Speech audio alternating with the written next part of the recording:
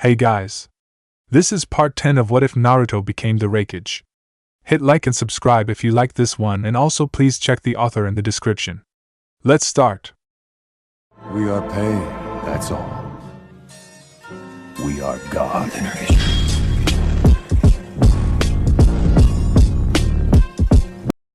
Chapter 18 in Naruto's office. Currently sitting at his desk, the Rokugan Raikage, Uzumaki Naruto was looking down at his crystal ball. It had been over 2 weeks since the alliance gathering had started. During that time, Naruto had been in meetings with Tsunade, Gaara, the Mizukage, Kokimi, IWA representative / Godame Tsuchikage sister, and the other shinobi village representatives, negotiating various deals with them and finalizing their separate treaties. The negotiations had been long and tiring, but thankfully they had just about come to an end. With the negotiations nearing an end, Naruto decided to have a little fun and relax a little, believing that he earned a little rest. As he was watching his crystal ball, Naruto heard a knock on the door. "Enter," answered Naruto. When the door opened, he saw his friend and right-hand man Seiwa Anasu enter the room. 1. "Hey Anasu, what's up?" greeted Naruto. "Nothing much, just came to report that Kicho-sama and Juga Liang-sensei have just about finished up negotiations with Kiri and Mizu no Kuni. All that is left is for you to tie up the last few loose ends with the Mizukage tomorrow," answered Anasu with a knowing smile, which made Naruto suspicious. "Is there something you're not telling me?" Naruto asked. "Nothing that can't wait until tomorrow," an amused Anasu replied, which made Naruto even more suspicious. But before he could press his friend on the matter, Anasu changed the course of the conversation.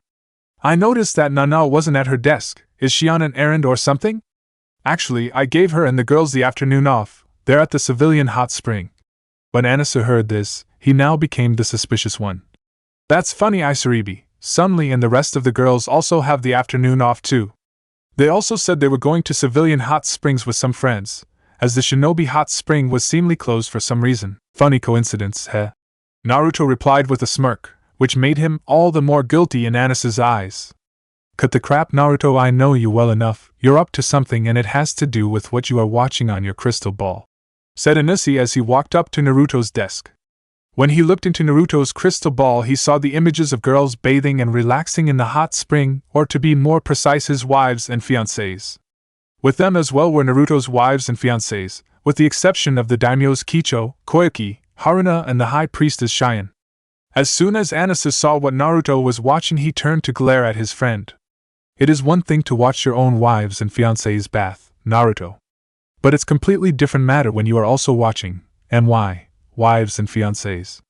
Whoa, easy there, Anasu. It's not what you think," Naruto said quickly as he raised his arms up in defense, since he could already feel the room getting colder.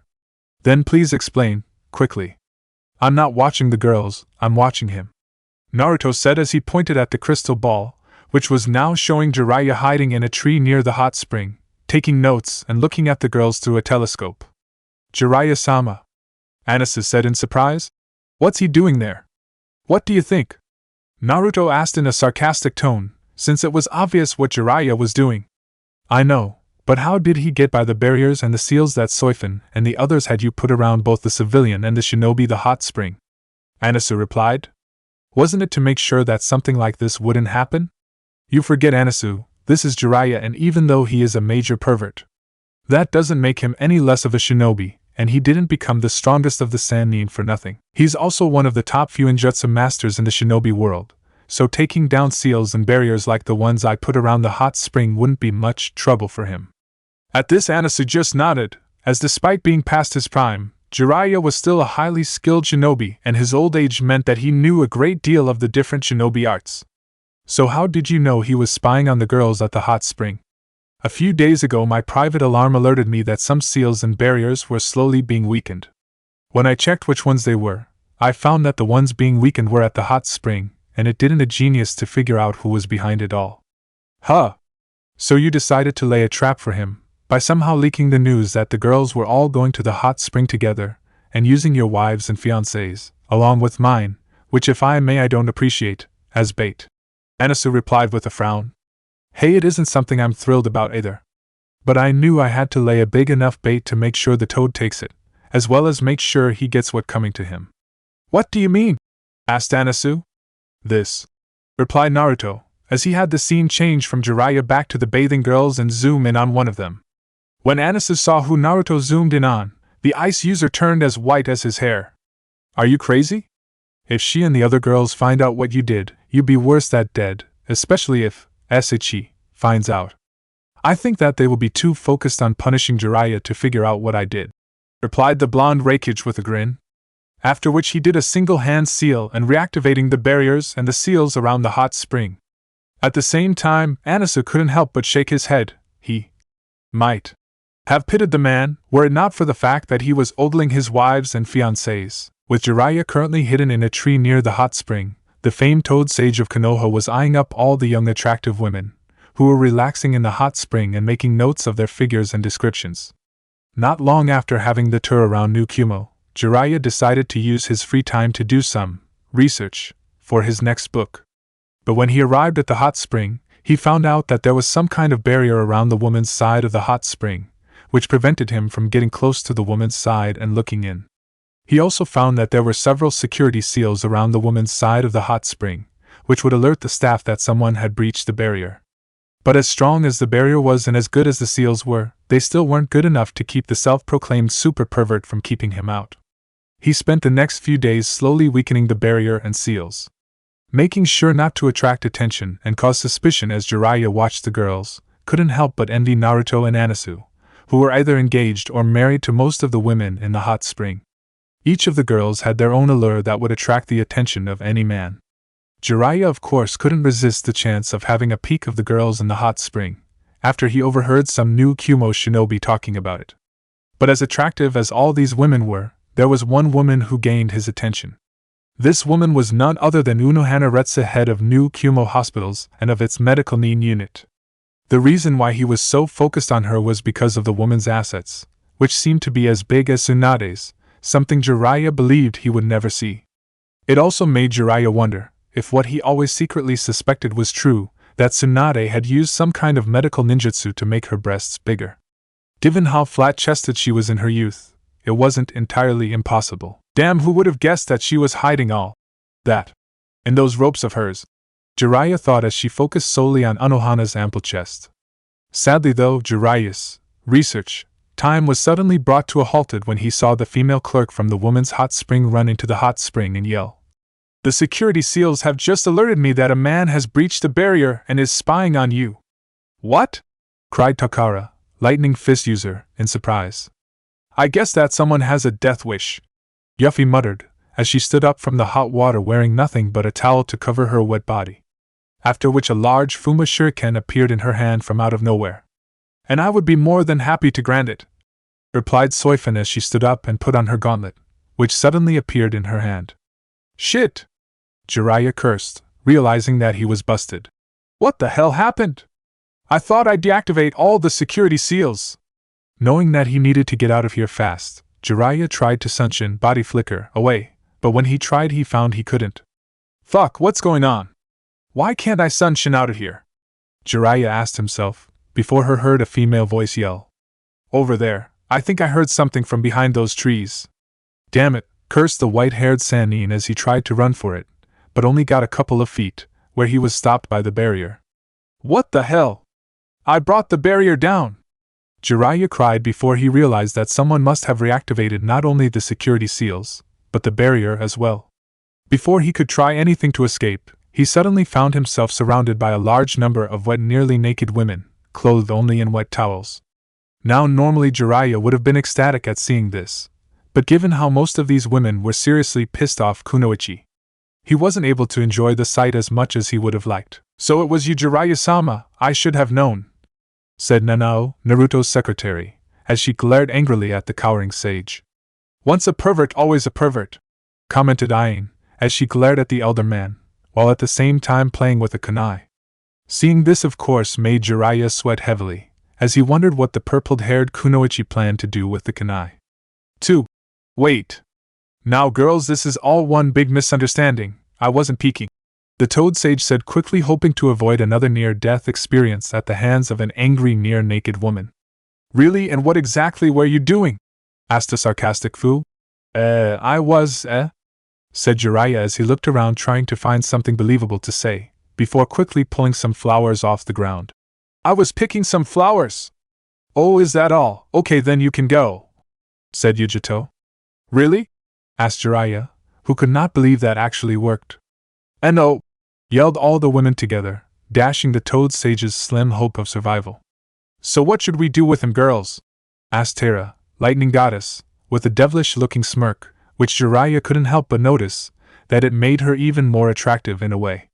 I believe a justified punishment is in order, commented Tomo, Metal Release user. Wouldn't you agree, Anohana-sama? Yes, I do, replied Unohana, with a smile that was far too sweet and a dark evil-looking aura around her, where Jiraiya once again saw the same demonic visage from before, hovering over Unohana. 3. Wait, ladies, please, I'm sure we can all come to some sort of understanding here. Jiraiya begged when he saw the surrounding women take out various weapons and preparing various jutsu.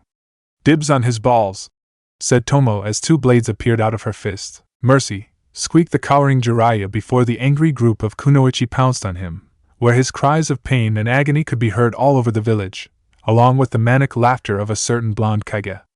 Later that day in New Kumo Shinobi Hospital, currently walking through the hallways of New Kumo, the Godame Hokage Tsunade was looking for her former student and friend Unohana Retsu. For the past 2 weeks, Tsunade had been in heavy discussions with Naruto and his advisor Zhuge Liang over Konoha becoming a protectorate of the Heavenly Alliance. With the talks now nearing an end, Tsunade thought now would be a perfect time to catch up with Retsu and relax a little. Accompanying Tsunade was Kakashi and Darui. Kakashi was acting as Tsunade's guard, while Darui was acting as her escort. Darui was a shinobi well known to both Tsunade and Kakashi long before the civil war in Kumo and Kaminari no Kuni, Lightning Country, and the rise of the Heavenly Alliance.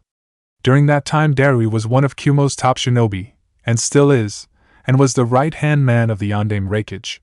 He possessed the Ranton, Storm Release, limit and was only person alive who could use the Kurwa Kaminari, Black Lightning, technique created by the Sandaime Raikage. In terms of skill the man was easily on par with Kakashi, which made him the perfect escort to be with them. Ignoring their level, Kakashi and Darui also found out that they had a lot more in common with one another. Both were fairly easy and mellow-going people and had a lazy appearance about them, yet they both took their shinobi duties very seriously and loved their respected villages. As the three walked down the hospital hallway they suddenly heard a large commotion happening in the hallway to their right. You're never going to capture me. There's no way I'm going back to that torture chamber you call a treatment room, yelled a familiar voice. When the group turned to look, they saw a badly beaten Jiraiya covered in bandages, and was seemingly running away from someone. When Jiraiya saw the three he quickly raced over to the three. Haim! Oh thank Kami you're here, you gotta save me from them, you gotta save me! You've no idea what they are putting me through, the things they're doing to me back there, it's horrible, it's inhuman! Cried Jiraiya in terror, as he fell to his knees and grabbed hold of Tsunade's legs begging her to save him. Naturally the female Hokage and the two shinobi were surprised by the state Jiraiya was in, but before any of them could ask what Jiraiya was talking about another familiar voice suddenly spoke. Please Jiraiya-sama, I must ask you to lower your voice, as this is a hospital and people are resting here.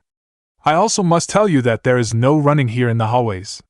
When the group heard the new voice, they looked up and saw the head of the new Kumo Hospital's Unohana Retsu walking towards them, and accompanied by two female medic needs. As soon as Jiraiya saw Unohana walking towards them, he turned ghost white, as if the devil herself had arrived, which she had as far as he was concerned. Haim, please, I'm begging you, save me from her! Jiraiya pleaded as he began to cry. My Jiraiya-sama, you're making me sound like some kind of monster or something, the female medic said with an amused smile and a slight giggle, while at the same time emanating an evil-looking aura. When Kakashi and Darui saw this dark aura, both men had a sudden case of the shudders. If you don't mind me asking, Retsu, but what is Jiraiya talking about? Tsunade asked, while at the same time wondering what the hell Jiraiya did this time. Oh, it's nothing really, Tsunade-sama. We are simply treating him for his injuries after he was caught peeping on several kunoichi when they were bathing in the hot spring. Upon hearing this, Tsunade face-palmed herself and groaned loudly before thinking, I should have known. Naturally Jiraiya just chuckled guilty, knowing that there would be no point in denying it. I hope it is not too much trouble, Tsunade-sama, but I was wondering if we could take Jiraiya-sama back and finish his treatment. I can assure you, he will be brought back to your hotel later tonight, fully treated. At this, Jiraiya looked up at his former teammate and shook his head violently, pleading with her not to. By all means, Retsu, take as long as you like. Tsunade replied with an evil-looking smirk, all the while thinking, I have got to get Retsu to tell me her secret in scaring Jiraiya and everyone else, as I didn't think anyone other than me could scare Jiraiya this much. Seeing that his former teammate had abandoned him, Jiraiya decided to make a break for it and dashed down the hallway. Sadly though for the Toad Sannin, he didn't get very far as Unohana ordered one of her female medics to stop him, who quickly took out an injection shot sniper, and fired a dart which hit the white-haired man right in the buttocks. Within seconds Jiraiya fell to the floor as he felt his entire body go numb. Haruna-sama, Yui-sama, will you both please take Jiraiya-sama back to the treatment room and sedate him? I will finish his treatment later myself. Hi Unohana-sama, responded both female medics together, where they quickly went over and started to drag the man away by his legs, ignoring his screams for mercy and help. No, no, no! Please, anywhere but back there, anywhere but back there. Kill me now for Kami's sake. When Kakashi saw this, he naturally felt like he should do something, but before he could try anything, Darui placed his hand on his shoulder and shook his head. Sorry Hataki-san, but I think it's best you leave him be, for everyone's sake. At this, Kakashi just nodded and began to wonder what would happen to the Toad Sage and if he would ever be able to write Ika again. He also hoped that Unohana and Anko never got together, since if Unohana could terrify Jiraiya this much, Kami knows what the two of them could do together. After Jiraiya was dragged away by Unohana's people, the female medic turned to her former teacher and politely asked her why she was here. When Tsunade explained that she had come here to ask her out to have a drink and catch up with one another, naturally Unohana agreed, stating that she would be delighted. Once Unohana signed herself out, the two female medic-neens left the hospital together to catch up with one another. A few hours later, after meeting up together at the hospital, Tsunade and Unohana headed for a nearby drinking bar. When they arrived, they took a small private room to drink and talk in peace, while Kakashi and Darui stood outside. When ordering drinks, Unohana ordered tea instead of sake, stating that she had no taste for it, unlike her mentor, who ordered a few bottles. For the next few hours, the two began to talk about the events that happened to each other since they last saw one another, and about people they had both known, like Shizen. I have to say I'm still surprised that you actually joined New Kumo. You never showed any interests in joining any shinobi village. You always said that you preferred to help and heal people. Tsunade commented after taking a sip of sake. What changed your mind? The Raikage can be very persuasive when he wants to be. When he first asked me to join New Kumo after the civil war ended, I simply told him I had no interest in being part of a village. But he refused to take no for an answer and continued to ask me to join every day for 3 weeks. Sounds like Naruto, Tsunade said with a smile, as she knew Naruto could never take no for an answer when he wanted something. So what exactly did he offer to get you to finally join? He offered me the opportunity to create the same kind of medical shinobi program that you designed. He also offered me complete reign over all medical shinobi in hospitals, allowing me to run both the hospitals and the medical shinobi program any way I wanted, without any interference from him or anyone else, and full funding for whatever I needed. That is a very generous offer, Tsunade commented, as she had to admit if she had been in Unohana's position and someone had given her that offer, she would have taken it as well. I'm guessing that having access to Naruto and his daughter Yami's bloodline limit also didn't hurt matters either. I would be lying if I said no, as I'm sure you can see the value of their healing bloodline when it comes to a medical standpoint. But I was not aware of Yami-sama's abilities until much later. Nodding at this, Tsunade continued. Speaking of Naruto's children, I've heard that you plan to take Naruto's daughter Nene as your apprentice later on? Yes, replied Unohana.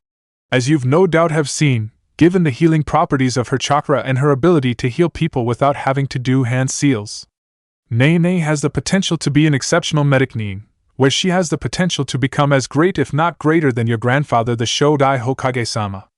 Tsunade of course nodded in agreement, even though she was hailed as the greatest medic-nin of her time. Tsunade knew that her grandfather was on an entirely different level. His skill was so great that he could heal himself and perform medical ninjutsu without forming hand seals. Yeah, Naruto's brats are just as interesting as he was when he was their age, commented female Hokage, before she began to stare sadly at the sake bowl in her hand, where she thought of Naruto back when he was a boy. Seeing this, Unohana spoke once again. If I may be so bold, Tsunade-sama, you should know that he does not hate you. Excuse me? Asked Tsunade as she looked up at Unohana with slight surprise. The Raikage-sama, or should I say Naruto-sama, he does not hate you, he is just angry over how you hid the identity of his parents from him. He does not hold you responsible for being banished, nor does he blame you for his cruel life when he was a boy. How do you know that? Tsunade asked. When I first met the Raikage-sama, he mentioned to me that he knew you. Later, when he was helping to rebuild Kumo, Kaminari no Kuni, and forming the Heavenly Alliance, he would sometimes mention you and others from Konoha. In some ways he views you as a mother-like figure. A mother? Tsunade spluttered as she nearly spat out the sake she was drinking at the idea of her being a mother figure for anyone, let alone Naruto. Unohana of course chuckled slightly at her sensei's reaction before continuing. Yes, or at the very least, an elder sister figure, since from what I know, the Raikage-sama grew up as an orphan and had no true parental role models. At least not until he joined Konoha's Shinobi Academy and met Yumino-sama, i.e., Irika, who the Raikage-sama views as a father figure, or at very least as an elder brother. If that's true, the brat sure hides it well. Tsunade replied glumly as she remembered how coldly Naruto treated her and others after the Battle of Konoha. Although he did treat them more warmly when they arrived in New Kumo, but Tsunade knew he was only being diplomatic. As I said, he does not hate you, he is just angry over how you hid his parents' identity from him. Unohana answered before continuing. He knows and understands that you only did it because you were trying to protect him. He also knows that you only tried to deny his inheritance after the Battle of Konoha because you were doing your duty as Hokage. The only reason he is still angry is because he's too used to feeling angry. What would you suggest I do? Tsunade asked. Talk to him alone and perhaps apologize for hiding the truth from him. He wants to forgive you, I am certain of it. He is just too stubborn, as I'm sure you've known, to admit it, especially to himself. Unohana replied. After hearing this, Tsunade couldn't help but smile, since she knew how stubborn Naruto could be when he was younger. You might be right, Retsu, but if you don't mind me asking, why do you care so much about my relationship with Naruto? I am a medic, Tsunade-sama, and as a medic it is my duty to heal those around me, physically, mentally and emotionally. And regardless of how well he hides it, some of the events in the Raikage-sama's past still wound him, and it is my duty to try and heal them and help him move on with his life. When Tsunade heard this, she could not help but smile, since his former student was a true medic, right to the very core. For the next hour the two women continued to talk with one another until eventually Unohana stated that she needed to get back to the hospital. Nodding in understanding, Tsunade accompanied her back to the hospital, with Kakashi and Darui, before bidding her goodbye and returning to her hotel. The next day, conference room in the Raikage Tower/Mountain. Currently sitting in the conference room, Naruto was going over the final details of the treaty between Suna and the Heavenly Alliance, with his friend and fellow Jinchuriki Gaara, who was sitting opposite to him on the table. Standing next to Gaara and acting as his guards were his two elder siblings Temari and Kankuro. Standing next to Naruto was his personal bodyguard/wife Fu and the leader of the Go-Genso no Megami, the 5 elemental goddesses. Kai Wengi, who was better known as the Kaze no Megami, Wind Goddess, founder and leader of the Go-Genso no Megami. Kai Wengi was the leader of the Wengi clan. She was a powerful woman who had an aura of strength and nobility around her, and was well respected by everyone. She was a powerful Genjutsu mistress as well as an extremely powerful wind mistress. She was also a woman of strong conviction and always did what she believed to be best for her clan no matter what the cost was to her personally. She also valued loyalty, and showed respect to those who she believed worthy of it. 5. Like many members of the Wengi clan, Kai was able to perform Suna no Jutsu, sand techniques, although nowhere near the level of Gaara or the other Shikaku hosts. It was believed that due to their extensive knowledge of the Ichibi no Shikaku and its abilities, the Wengi clan knew how to do Sabuton, sand release. Originally she and her clan were from Suna, but they were forced to leave the village when they learned that the Yondaime Kazekage was planning to have them killed and claimed that they were traitors. The reason why the Wengi clan fled Suna was because the Wengi clan had been the guardians of the demon Ichibi no Shikaku, one-tailed Shikaku, and were sworn to keep it from harming the people of Suna. After seeing the destruction that the former host of the Ichibi no Shikaku caused, the Wengi clan pleaded with the Sandaime Kazekage not create another Jinchuriki, fearing that Shikaku would drive the host mad like it did to others and create another unstable Jinchuriki that would threaten Suna. Eventually the Sandaime agreed to seal the demon back into the tea kettle. But when the Sandaime Kazekage disappeared, secretly killed by Sasori, and replaced by the Yondaime Kazekage, the agreement was nullified. The Yondaime Kazekage sealed the Ichibi no Shikaku into his unborn son despite the Wengi clan's objections and warnings. When the Yondaime Kazekage realized that the Wengi clan had been right all along, he ordered his son to be killed, but all attempts failed. When the Wengi clan heard what the Yondaime Kazekage was planning, they offered to take Gaara into their clan. They even offered to train him and help him try and control the Ichibi no Shikaku. But unfortunately the Yondaime Kazekage forbid this, fearing that the Wengi clan would use their knowledge of the Ichibi no Shikaku and turn Gaara into their own personal weapon and try and take over the village. Later the Yondaime Kazekage ordered the Wengi clan to be wiped out under the guise that they were planning a coup d'etat. Fortunately though, Kai and her clan learned about the order before it could be carried out and fled Suna.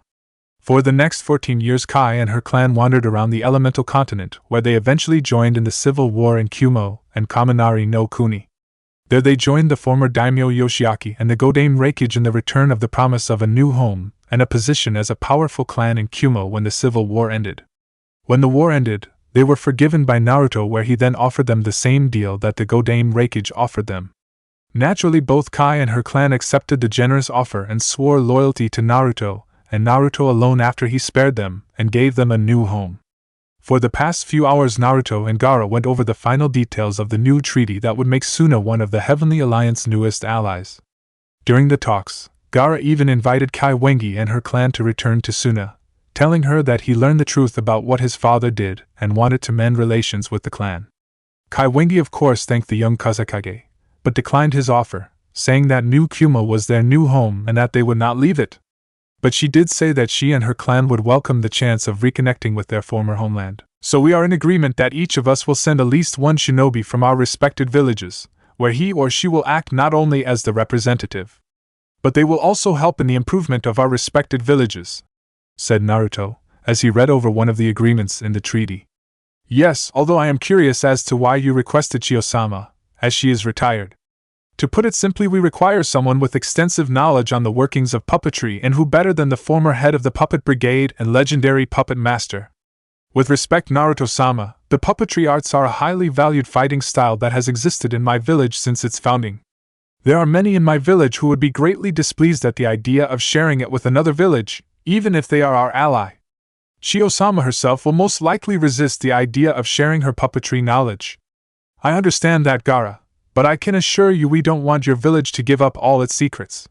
We simply want Chiyo-sama to share with us her knowledge on the mechanical workings of the puppets themselves. We have no real interest in forming our own puppet brigade. She may keep the secrets of how to control them and use in battle to herself. When Gaara heard this, he naturally became curious, since he could not understand why Naruto only wanted to know the mechanical workings of the puppets, and not know how to use or operate them. May I ask why you only wish to know the mechanical workings of puppets? When Gaara asked this, Naruto remained silent for a moment, but before Gaara could ask again, Naruto finally spoke. For the past year, the heads of my research and development department have been working on a special project code-named Doll.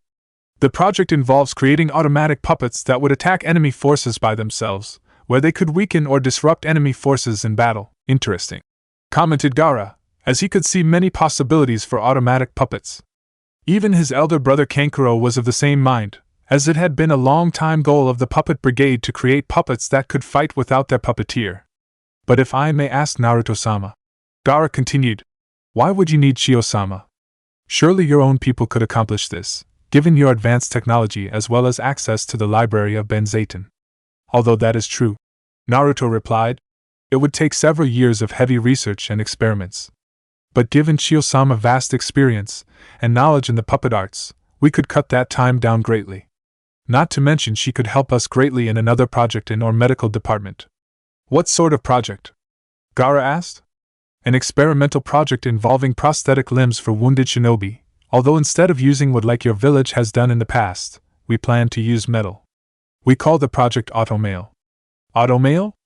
An intriguing prospect, commented Gaara with a thoughtful look, as he could see a lot of uses for such idea. As not only would it allow for wounded veteran shinobi to stay on active duty, but by using prosthetic limbs that were made of metal, the limbs themselves would be more durable in battle, than the wooden limbs that some Suna shinobi use. Yes, and if you agree, we will of course share any and all research with your village, should either one or both of the projects succeed," added Naruto. Naturally, after hearing this, Gaara became even more intrigued. He of course knew that if he brought the idea of sharing some of their knowledge of the puppetry arts to another village to the Suna Council, there would be many who would oppose it, especially Chio herself. But if he explained that all research on the two projects would be shared with Suna, the council would be more open with the idea, since both projects had the potential to greatly benefiting both villages, hence the possible gains would greatly outweigh what they were risking. But still, Gaara knew that there would still be some stubborn members on the council that may feel that they were still risking too much, especially if the two projects fail. "Your proposition is very tempting, Naruto-sama, and should these projects succeed, they would indeed benefit my village greatly. But still there are some on my council who may believe we are risking too much when revealing the workings of our puppets. That is why I would like to request that the representative you send to my village be a Fuinjutsu, sealing technique, master." "A Fuinjutsu master?" asked Naruto. "Yes, although my village has many skilled Fuinjutsu users, when compared to the Fuinjutsu masters of Konoha or your village, we are greatly behind. That is why I would like your representative to be a Fuinjutsu master, where he or she could teach those of my village and improve their Fuinjutsu skill." When Naruto heard Gaara's request, he closed his eyes and thought deeply about the matter for a few minutes. Eventually, though, he came to a decision and agreed to send one of his seal masters to the village so to help Suna, since by improving Suna's Fuinjutsu users, they could better protect their village from enemy attacks, or more specifically from the Akatsuki, who would eventually come after Gaara again for his Biju. For the next hour or so, Naruto and Gaara went over the last remaining details of the treaty. Once they had finished, Gaara asked if he could speak with Naruto in private about one other issue that wasn't mentioned in the treaty. Curious as to what his friend wanted to talk in private about, Naruto dismissed Kai Wengi and Fu and told them that they would be alright. In turn, Gaara did the same, where he told his siblings to return to their hotel and that he would join them later. Once everyone had left and the doors had closed, Naruto turned to Gaara. "So Gaara, what is it that you need to talk to me alone about?" "To put it simply, Naruto-sama, I wish for you to marry my sister Temari." At first Naruto said nothing and kept a blank, expressionless look on his face. But eventually he broke out into a fit of laughter. "Ha ha ha, oh man, ha ha ha, good one Gaara, you had me going there for a minute, marrying your sister, ha ha ha, and here I though couldn't tell a joke, ha ha ha, do you find the idea of marrying my sister humorous, Naruto-sama?" Gaara asked in his usual dull tone. "Oh come Gaara, you're not serious, this is joke right?" "I can assure you Naruto-sama, I am very serious," the young Kazekage replied. "Really?" asked Naruto with a disbelieving look. "Really," answered Gaara. "Look Gaara, I'm flattered and all, but you know my situation and I don't think your sister will be all too thrilled about it. Plus, if this is about trying to strengthen ties between Suna and my village and the Heavenly Alliance, there's no need. I consider you a good friend and one of my closest allies. As do I, Naruto-sama, but this is not about strengthening ties between our respected villages. I am asking you to marry my sister to protect her and to help my village," the red-headed Kage replied. "What do you mean?" Naruto asked, not understanding where his friend was coming from. "Tell me, Naruto-sama, have you heard of the Q's family?" "Who hasn't? They're one of the wealthiest families on the continent and the wealthiest in Kaze no Kuni, Wind Country. They run Q's Enterprises, which controls most of the trade in the west and south. They have their hands in nearly all types of trade, from food, cloth, herbs and everything else. Very little gets through Kaze no Kuni without their approval, so what have they got to do with your sister and your village? As you know, Naruto-sama, 20 years ago my village was on an economical decline, due to the pervious Wind Daimyo reducing my village's funding, who gave missions he would normally give to us to Konoha and other villages. We eventually overcame this troubling time, when the pervious Wind Daimyo was replaced by his brother and when Konoha fell into decline. But before his death, my father, the Yondaime Kazekage, made several deals to support our village, which are now putting it in danger. To help support my village, my father used his Jiten, magnetic release, bloodline limit to draw out gold dust to sell to merchants. To get the best value for the gold, the Yondaime Kazekage went to the Q's family, who controlled most of the trade in gold in Kaze no Kuni. After much negotiation, my father was forced to agree to give the Q's family complete monopoly in trade in my village. He was also forced to agree that when my elder sister Temari was of age she would marry the Q's family heir. Later, after my father was killed by Orochimaru and I became Kazekage, the head of the Q's family visited me and informed me of what my father had agreed to and stated that he expected me to fulfill the agreement. And if you don't, he'll place an embargo on your village, leaving your village alone and to slowly dry up. But if you agree, they could use your sister as leverage to get you to do whatever they want. Precisely, and I'm certain if I were to refuse, they would also use their significant influence in the Wind Daimyo's court to have him do the same thing his brother did before, and divert missions and reduce funding to our village. Since several of the Wind Daimyo's advisors are in their pocket, either through bribes or blackmail. I see your point, Naruto said with a frown. But still, I don't see why you don't deal with them. You could always just eliminate them without drawing suspicion, like causing an accident, or digging up dirt on them. Unfortunately, I can't at this time, since I believe that some of my own shinobi and some of the members of my council are also in their pocket. As I have received a great deal of pressure from some members of my council to have my sister marry the Q's heir. If I were to move on them without knowing how far the Q's corruption goes, I could cause an incident that would hurt my village. I also believe that there is another group helping the Q's family, as anyone who has ever threatened them business-wise or political-wise has met with some kind of accident. How can you be so sure? Several months ago, an advisor in the Wind Daimyo's court hired some of my shinobi to protect him. He had been threatened to support a bill that would give more control of trade in the north of Kaze no Kuni to the Q's corporation. Not long after refusing to support the bill, the advisor was attacked by 3 unknown shinobi, who were highly skilled. My shinobi were able to protect the advisor and killed 2 of the assassin, while capturing the 3rd. But before we could interrogate him, he killed himself. Are you sure they weren't Nukenins who the Q's family hired? Naruto asked. No, we checked their faces with all known Nukenins and they were too skilled for them not to be mentioned by any village if they went rogue. They also had no identifying markings or objects that would allow us to trace them back to whoever sent them. I see. Naruto hummed. But how have you been able to keep Temari from marrying this Q's heir, since 18 is the marrying age and your sister is well past that? I have been using several legal loopholes to delay the marriage as long as I could. When she was seeing Nara Shikimaru, I had hoped that if things went well that I could use their relationship to form an arranged marriage between Suna and Konoha. But as you probably know, their relationship failed and I am now running out of time, as I can no longer hold the Q's family back. This is the only solution I can think of that could save my sister and help remove the hold the Q's family has over my village. But won't the council members who support the Q's family object to this? They will, but there are some on the council, like myself, who see what the Q's family are doing and have given me their support. Ever since you revealed yourself as the Rokudan Raikage, we have been subtly suggesting the idea of arranging a marriage between you and my sister, saying that it would strengthen our new alliance with the Heavenly Alliance and New Kumo. Most of other council members are in favor of the idea and see the benefits of doing this. With most of the council on my side, those council members who are involved with the Q's family cannot do anything to stop it. And let me guess, Naruto said as he began to realize what Gaara's plan was. By doing this you also make sure that the Q's family can't hurt you back. They would fear that if they were to try anything against you or Suna, I would hit them back in retaliation, given how we would be family. Correct. Given the events of the past few months, the Heavenly Alliance has complete control over the Eastern Sea trade and given the number of nations with or allied to the Alliance. The Q's family cannot afford to make you or the Heavenly Alliance an enemy. Does Temari know about this? Naruto asked, since from what he knew of Temari back when they were younger, she didn't seem the type of person who would allow herself to be used as a tool against her family, and would fight tooth and nail with anyone who tried. No, my sister does not. Kankuro and I have been able to keep it hidden from her. Since we know she would not allow herself to be used by anyone, and would most likely put herself in harm's way to protect us or our village. That does sound like her, Naruto commented. So you will agree?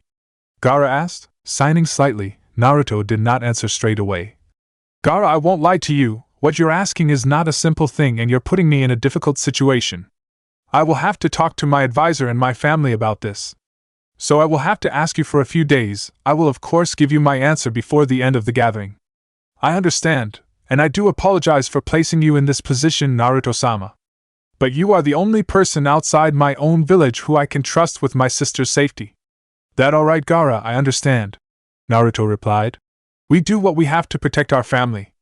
I'll also see to it to have Masato, head of Naruto Intelligence Division CIND, look into the Q's dealings from other angles. He and his people might turn up something your people might not know of. Nodding, Gaara thanked Naruto and said he would appreciate any help he could give him. After which the two Kages stood up and left the room together before bidding each other goodbye. Later, with Naruto in his office after his meeting with Gaara, Naruto headed back up to his office and called his advisor and former teacher Zhuge Liang to discuss what Gaara proposed. When Zhuge Liang heard everything, he began to scratch his chin and thought deeply about everything. 6. I have to admit the Kazekage-sama has thought this through. On the surface, this can be seen as a simple political marriage.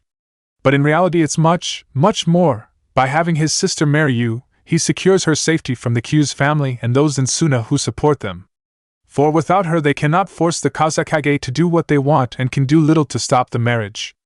As most people would see it as the Kazekage's way of cementing a lasting alliance with us, and if they try to oppose it, they will shunned by everyone else. Also, with the new terms for trade and goods with Suna and Kaze no Kuni, Q's enterprises will lose their monopoly over the village and will have to focus their attention on their new rivals.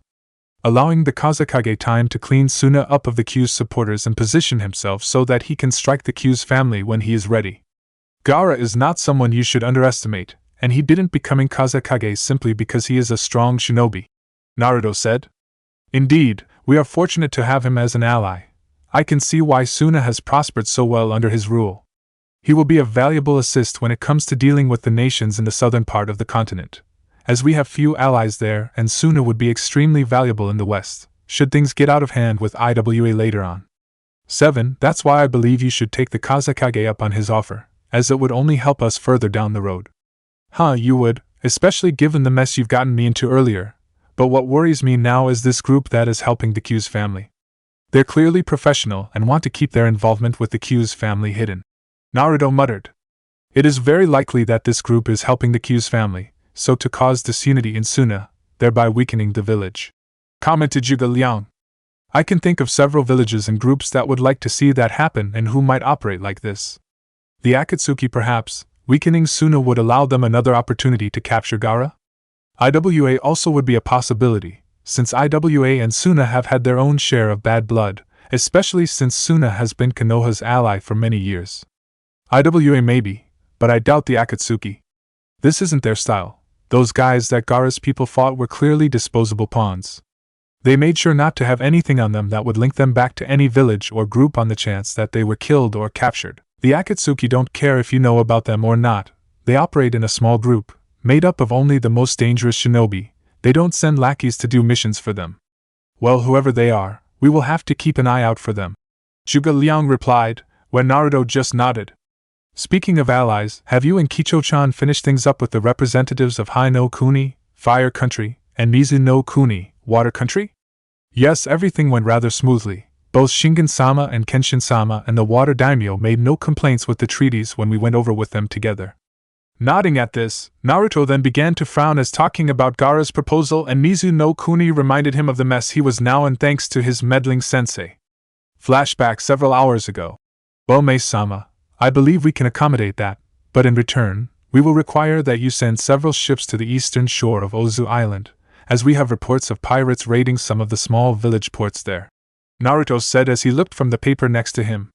Sitting next to him was Zhuge Liang and Anasu, who were assisting him in the negotiations for the treaty with Kiri. I believe that we can spare some ships, although I would like an increase in the materials for the rebuilding of our fleet, since as you know we lost many ships in the recent war. Mei responded, who was accompanied by one of her guards Ao. How much? About 15%. Turning to Zhuge Liang, Naruto quietly conversed with his former teacher and advisor. Unfortunately, we cannot accommodate that much materials. At most, we can increase the shipment of materials by 7%. Naruto replied. After hearing Naruto's response, the female Mizukage frowned, as she thought over the offer, and after a minute or so, she answered. Very well, Raikage-sama, I accept. Now I would like to draw attention to the final issue of our treaty. Which would be? Asked Naruto, as he picked up a glass of water and began to drink it. Regarding the marriage between you and me, Raikage-sama. At this answer, Naruto spat out the water he had been drinking and yelled. Marriage! Yes, did Anasu-sama and Zhuge Liang-sama not tell? Asked the female Kage with some surprise. No, they did not. It seems that they neglected to mention this new arrangement, Naruto replied as he turned to glare at the two men, who had amused smirks on their faces and didn't look the least bit worried when Naruto glared at them. Mizukage-sama, would you excuse us for a moment, so I may talk to my two advisors? Of course, replied Mei, as she and Ao walked out of the conference room. When the double doors closed, Naruto stood up and walked over to the other end of the table, the Mizukage side, so that he would be opposite Anasu and Zhuge Liang. After which he took a deep calming breath, stared directly at his two friends/advisors. Now I know there is a good explanation for this, so please tell why you two agreed for me to marry the Godame Mizukage, without even telling me about. Actually, we did not agree to anything, we simply left it as an option, it is entirely up to you, Zhuge Liang answered. Well, that's good, but it still doesn't answer why you're even considering it and didn't just deny it, or let me know about it, Naruto replied in an annoyed tone. Actually, the part of not telling you was my idea. I thought it'd be fun to see the look on your face when the Mizukage told you about it, Anasu answered with a smile. Well, ha ha, you got your laugh. Now could you please tell me whose idea was this and why it is even on the table? Well, actually, the marriage is only a facade. At most you'll be engaged, unless of course you decide to go through with it later on. The purpose of the marriage itself is to be symbolic, to represent a new union of friendship between us and Kiri. As for whose idea it was the Mizukage's. There is still a number of her shinobi who feel resentment towards us. But why? And why do we even need to go through with it? We're on the verge of a new peace treaty, and we help them get rid of the Godame Mizukage Shiro and the pervious water daimyo, and are helping them rebuild the village and Mizu no Kuni. That may be true, Naruto, but you should know better than most how deep hatred can run with people. Especially with those who have lost loved ones and friends, not just from the recent war, but from the other shinobi wars and on missions. Simply signing a peace treaty will not end people's anger or hatred. If we really want to bring about a lasting peace, people on both sides will need a symbol of unity. You mean just like when Kicho-chan and I married? Precisely, answered Zhuge Liang. After the civil war, the people of Kumo and Kaminari no Kuni needed a symbol to help them believe that they could reunite and rebuild. You and Kicho-sama became that symbol when you married, as the people looked up to both of you in different ways during the civil war. So basically this supposed marriage with the Mizukage is completely symbolic, that might not even happen. It's only to help improve relations with us and Kiri? Not unless both decide to go through with it later. If you don't, that's fine, the engagement itself is purely symbolic, Anasu replied. And when is our supposed marriage to happen? 5 years from now, Anasu answered. 5 years? Naruto repeated in surprise. But why so long? That is the estimate time of how long it will take Kiri to recover most of its strength, after which they will officially petition to join the Heavenly Alliance. Zhuge Liang responded. And what better way to symbolize Kiri joining the Heavenly Alliance than with the Mizukage marrying one of the Alliance founders and leaders? Naruto finished dryly when he realized what his sensei and friend were thinking. Told you he would catch on, muttered Anasu to his former sensei, who nodded before turning back to his other student.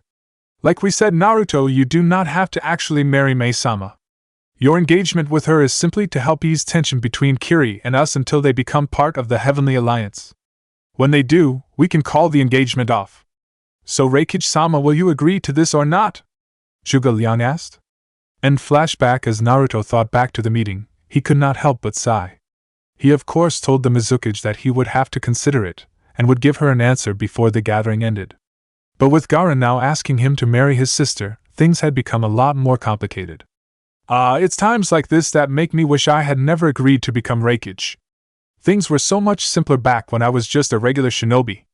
The ruling of a nation is a heavy burden, Naruto, more so when you are leading a vast alliance of other nations. I taught you that long ago.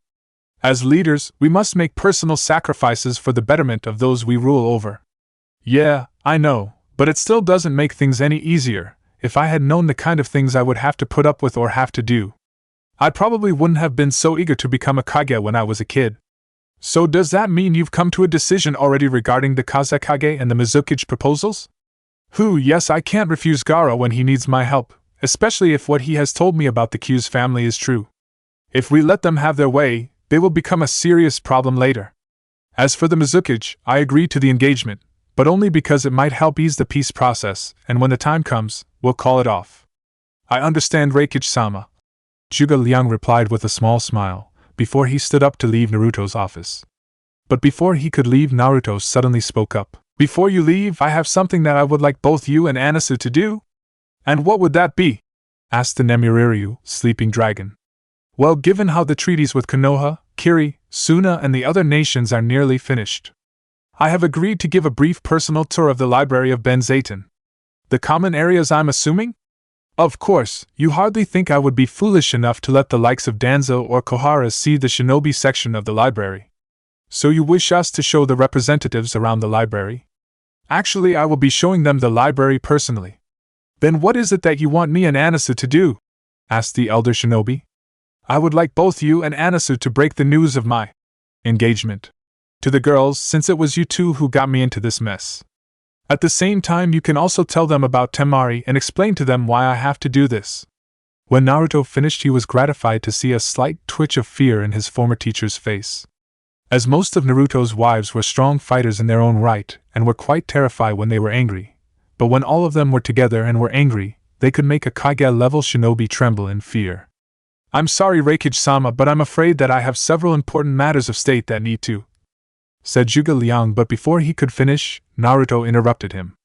"I'm afraid refusing is not an option, Zhuge Liang-sensei, and I don't believe that you or Anasu would dare disobey a direct order from your leader, now would you?" the young Raikage asked with a shit-eating grin that said, "Payback is a bitch."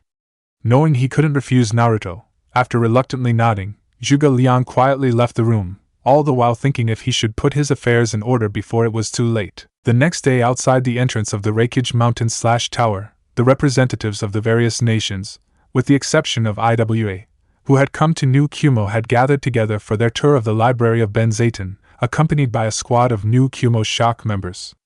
They of course did not have to wait too long, as they were met by Naruto and Killer Bee. Naturally, the representatives were surprised that Naruto would be the one to giving them their tour of the library.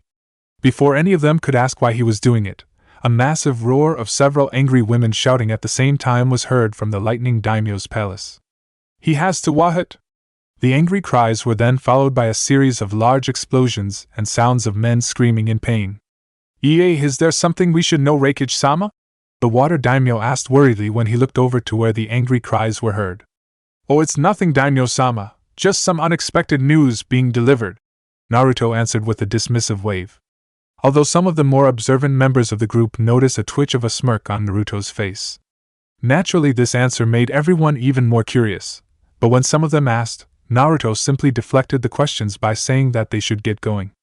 After a few minutes of walking, the large group of people finally arrived at the entrance of the library. The library entrance was shaped like a giant stone gateway carved into the side of one of the mountains that flanked New Kumo, with two massive 30-foot wide stone doors. On the archway of the gateway, the group could see that there was something written on it. "Welcome all seekers of truth and students of wisdom, who have come here to quench their thirst for knowledge. So this is the great library that is supposed to have all the knowledge in the world?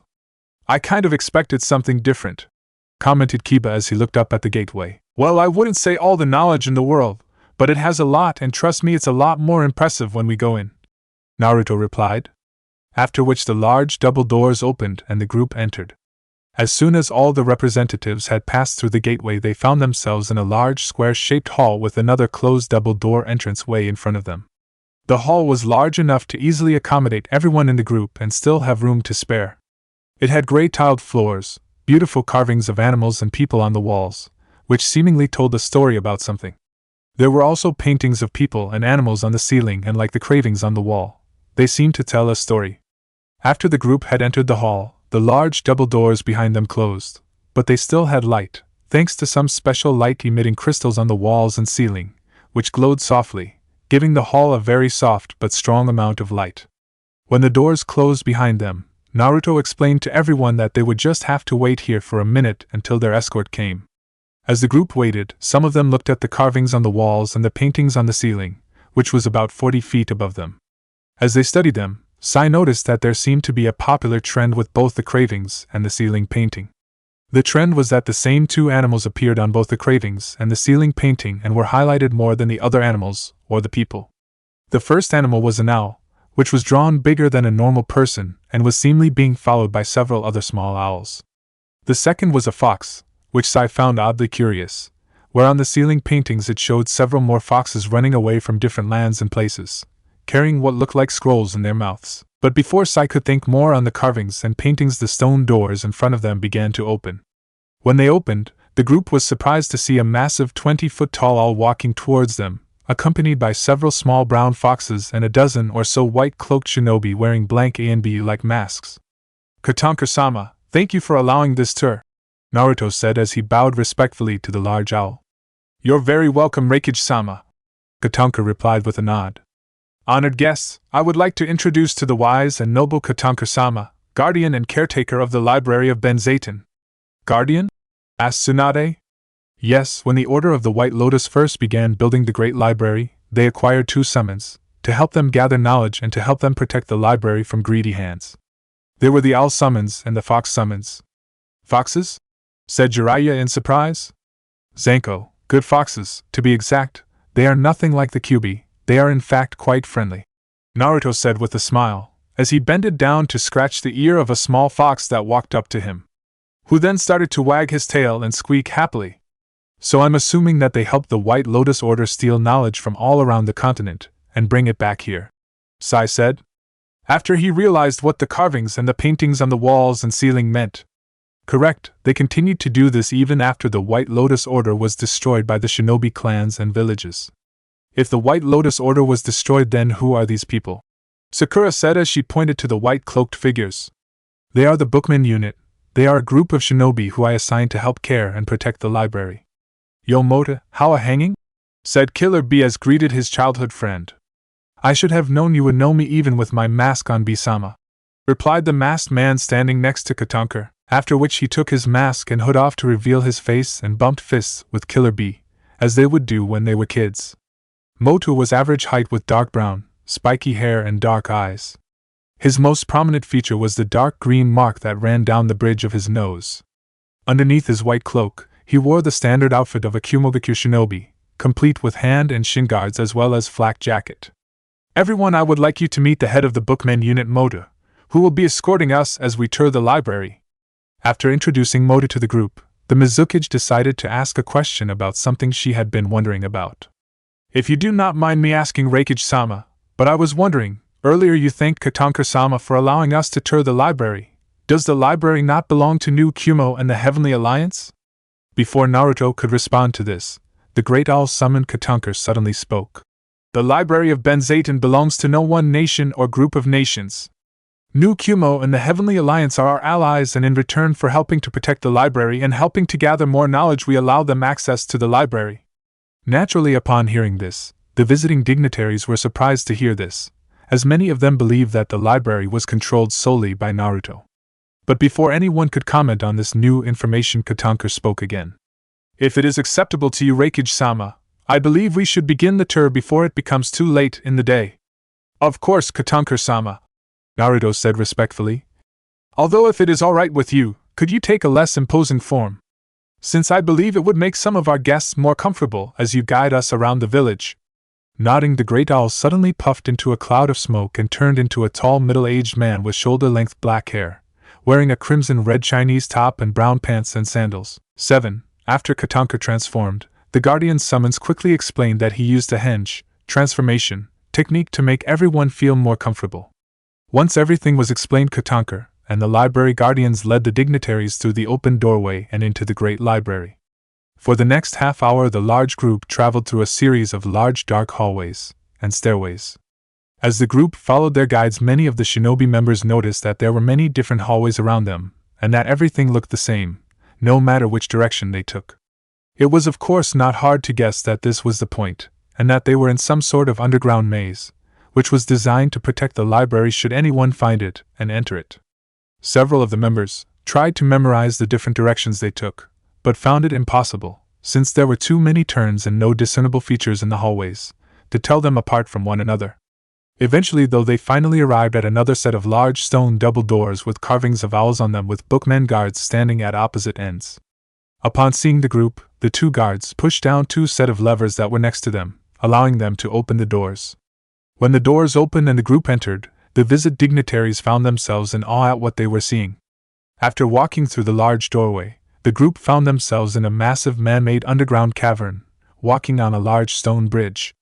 When they looked up, they saw a massive dome-shaped like ceiling at least 100 feet above them, covered in carvings and paintings indicating key events in ancient times.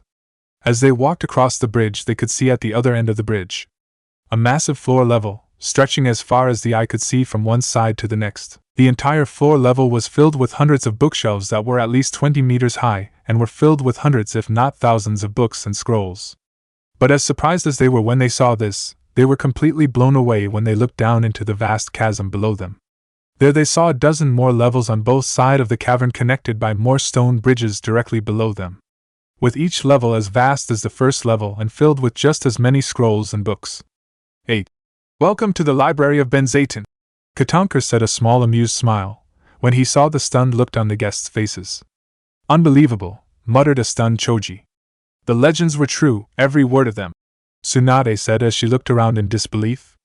This entire mountain is the library, incredible. No wonder no one could find it, the Mizukage commented, as she looked down into the chasm, to try and see if she could see a bottom or how many levels there were. But she could not, where it seemed as if it was bottomless. Damn, what Orochimaru wouldn't give to be in here right now, Jiraiya thought as he looked around, knowing that Orochimaru would give up his left and right arms to be here. My God, how many books are there? Kakashi asked. More than any one person could possibly read in a dozen lifetimes, the Guardian Owl replied, while at the same time not fully answering the Copynin's question. Truly amazing, the Water Daimyo commented, as he and the other non-shinobi dignitaries gabbed at what they were seeing. Now if all of you will, shall we begin our tour? Katanka said as he indicated to the group to follow him. For the next few hours Katanka and Naruto led the visiting people around the various parts of the library. During the tour, Katanka explained that each level was dedicated to different subjects, such as history, music, architecture, biology, languages, science, and many other subjects. As they toured the different vast levels of the library, the visiting dignitaries could not help but stare at the vast wealth of knowledge. Many were even tempted to ask if they could read any of the books or scrolls. Others, however, like Danzo and Koharu, stared at the various books and scrolls with envy and concern, since they knew firsthand that in the world of shinobi knowledge was power, and with access to a wealth of knowledge like this library, New Kumo and the Heavenly Alliance had the ultimate weapon. The two elders also knew that there was probably more than just books and scrolls here, since the Order of the White Lotus had been known for collecting artifacts, ones that could hold great power, much like the three celestial swords. During the tour, some of the members of the tour like Sai noticed several paintings and maps of places he was unfamiliar with on the wall. He paid close attention to the largest of the maps, which displayed a full detailed drawing of the world, showing the entire elemental continent and other continents across the sea. 9. During the tour of the science level of the library, Katanka took them to the astrology chamber, which Naruto stated was one of his favorite rooms in the library. When the group entered the chamber, they found that the chamber was actually one big machine, made out of phosphorescent crystals, marble, stone, jade, brass, and other fine materials. The astrology chamber worked on gears and cogs like a watch, where all a person would have to do was turn the ring-shaped dial in the center of the room to a date they wanted. The ceiling was shaped like a dome, and would mimic the way the stars would appear that night by using crystal light to mimic stars, along with several rotating planets, to act as a kind of almanac, showing both recorded history and projected future planetary alignments. 10. Naturally, the group was highly impressed with the machine, especially when Naruto demonstrated how it worked, by showing when the next lunar eclipse would be. After leaving the astrology chamber, the group continued with their tour, where they visited the 7th lower level. This level was dedicated to literature, which was filled with thousands of stories written by different authors and poets over the years, who were either well known or not. Naturally, when Jiraiya heard this, he immediately asked if any of his books were here. But before Katanka could respond to this, Naruto interrupted the library guardian by saying, "The library only holds books worth preserving, not third-rate porno books that lonely closet perverts buy at discount stores." As soon as Naruto said this, an indignant yell was heard from the Toad Sage, who then began to rant about how his books were literally art. Naturally, Jiraiya was backed up by his number one fan Kakashi, who stated that they were a work of genius. But as soon as they had finished ranting, Naruto turned to the two with a bored blank look and said, "Sorry, did you to say something? I wasn't listening." As soon as the group heard this, nearly everyone in the group busted out laughing, as Naruto performed a perfect Kakashi on the two. It was made even funnier when they saw the disbelieving look on both Jiraiya and Kakashi's faces. At the same time, Guy then started ranting how Kakashi's cool hip attitude had been passed on to Naruto, while Kakashi himself thought, "So that's how that feels." Eventually, after a little while, the group settled down and continued with their tour of the literature level. But once they had finished it, Naruto turned to face the group again. "If you excuse me, everyone, but I'm afraid I must end the tour of the library here, since, as you know, the signing of the treaties is tomorrow, and you will need all your energy for them, but there is still so much to see," the Mizukage said with a touch of disappointment. "I apologize, Mizukage-sama, but I'm afraid we have no choice, as it would take several more hours to tour the rest of the library, and I'm afraid we simply do not have the time." "Are you sure you are not just making excuses, Raikage-sama?" Danzo said suddenly, gaining everyone's attention. "Clearly you do not wish for us to see the other levels, such as the ones that deal with the shinobi arts." Naruto of course wasn't surprised by this question, since he had half expected Danzo or someone to complain about not being able to see the level in the shinobi arts. Before Naruto could even respond to Danzo's comment, Katanka intervened. "The levels that deal with the fighting arts are all restricted to everyone without clearance, and I am afraid none of you have clearance to enter. So much for the Heavenly Alliance policy on sharing," Koharu remarked with a scoff. "We are your allies, and yet you hoard all of this vast knowledge for yourselves." At this remark, several of the bookmen and the shock shinobi who were escorting the group glared at the old woman, but before any of them could say anything, Naruto spoke up. "Konoha is not our ally, it is a protectorate, and it would be wise to remember that, Koharu-san," Naruto replied with a cold smirk. "The only reason you are allowed in here or even allowed to set foot in my village is because of my good grace, which you would be wise not to test. Now I suggest that you and Danzo both watch your mouths and treat me with more respect, because if not, I will have you both set back to Konoha."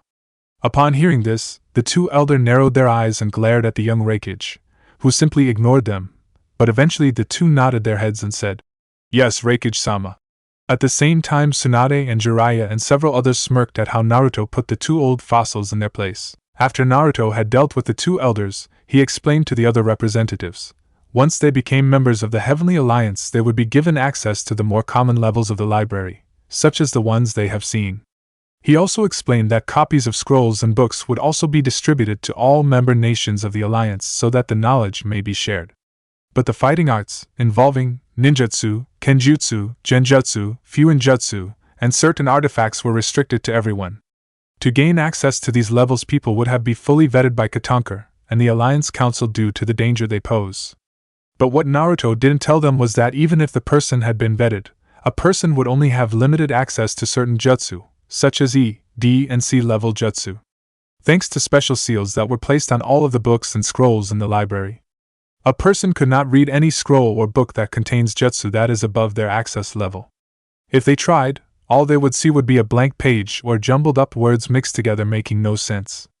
The seals also prevented any scrolls or books from being stolen from the library, since if someone tried to take a book or scroll from the library, the book or scroll would immediately return to their original place in the library, once the person stepped out of the library.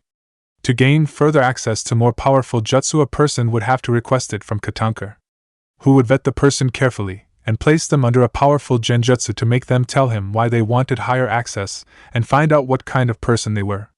If he was pleased with the person, he would then inform Naruto and then give the person access to B or a rank jutsu, the only section that was restricted to everyone, with the exception of Naruto, his inner circle Katanka, the other summon guardians and the key alliance leaders from the shinobi nations, were the S-level jutsu and certain artifacts. This was because of the danger they posed to everyone if they fell into the wrong hands. Despite the disappointment of having to leave the library, the visiting dignitaries followed Naruto and Katanka's wishes and made their way back to the main entrance to the library. Later that night, after finishing their tour of the Great Library, the visiting dignitaries were escorted back to their hotels where their meals were ready for them in the dining rooms. Upon finishing her meal, Tsunade headed up to the hotel rooftop, where she walked over to the railing and looked out at the vast village, which was lit up with lights. Before long she was joined by her former teammate Jiraiya, who was carrying a bottle of sake and 2 drinking plates. "Rio, for your thoughts, Heim?" the white-haired man asked, as he handed the blonde woman one of the plate and poured some sake. "You've seemed distracted ever since we came back from the Great Library. Aren't you impressed with everything?" "A little too impressed," Tsunade replied, after she drank the sake. Huh! Look at it! Tsunade said as he pointed out at New Kumo. Only a couple of years ago this entire country had just finished fighting a bloody civil war, and in just under 4 years Naruto rebuilt it into a thriving nation. He's even built a massive alliance made up of most of the shinobi villages and other nations, something my grandfather and Sarutobi-sensei both tried and failed at. I can't help but wonder if I had found a way to keep Naruto in Konoha and he had become Hokage, would Konoha be the one that is thriving now? For a moment or two Jiraiya said nothing and stared out at the vast village, but before long he drank the sake that was in his plate and then said, A wise woman once told me no matter how much we want to, we can't change the past. The best we can do now is look to the future and do our best with the time we have left. At this Tsunade smirked, remembering her words when she talked to Jiraiya a few weeks after the Battle of Konoha. But before she could comment, a new voice suddenly spoke from behind them. Wise words, Jiraiya. When the two Sannin heard the new voice, they turned to look and saw Hamura slowly walking towards them. Hamaru, what are you doing here? Tsunade asked in surprise. Like you, Hokage-sama, I came for some fresh air and to clear my head a little, the old man replied, where he then walked over to the railing and looked out at the village and let out a tired sigh and muttered, The will of fire.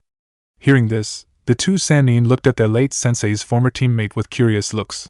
Something on your mind, Hamaru? Asked Jiraiya. Just remembering something Hiruzen once told me, when I saw him using his crystal ball to watch Naruto. Hamaru replied. What exactly did he say? Tsunade asked. He said that the will of fire burns more brightly in Naruto than any other shinobi he has seen. Now, after seeing how he has rebuilt this village and has founded the Heavenly Alliance, I understand what he meant all those years ago.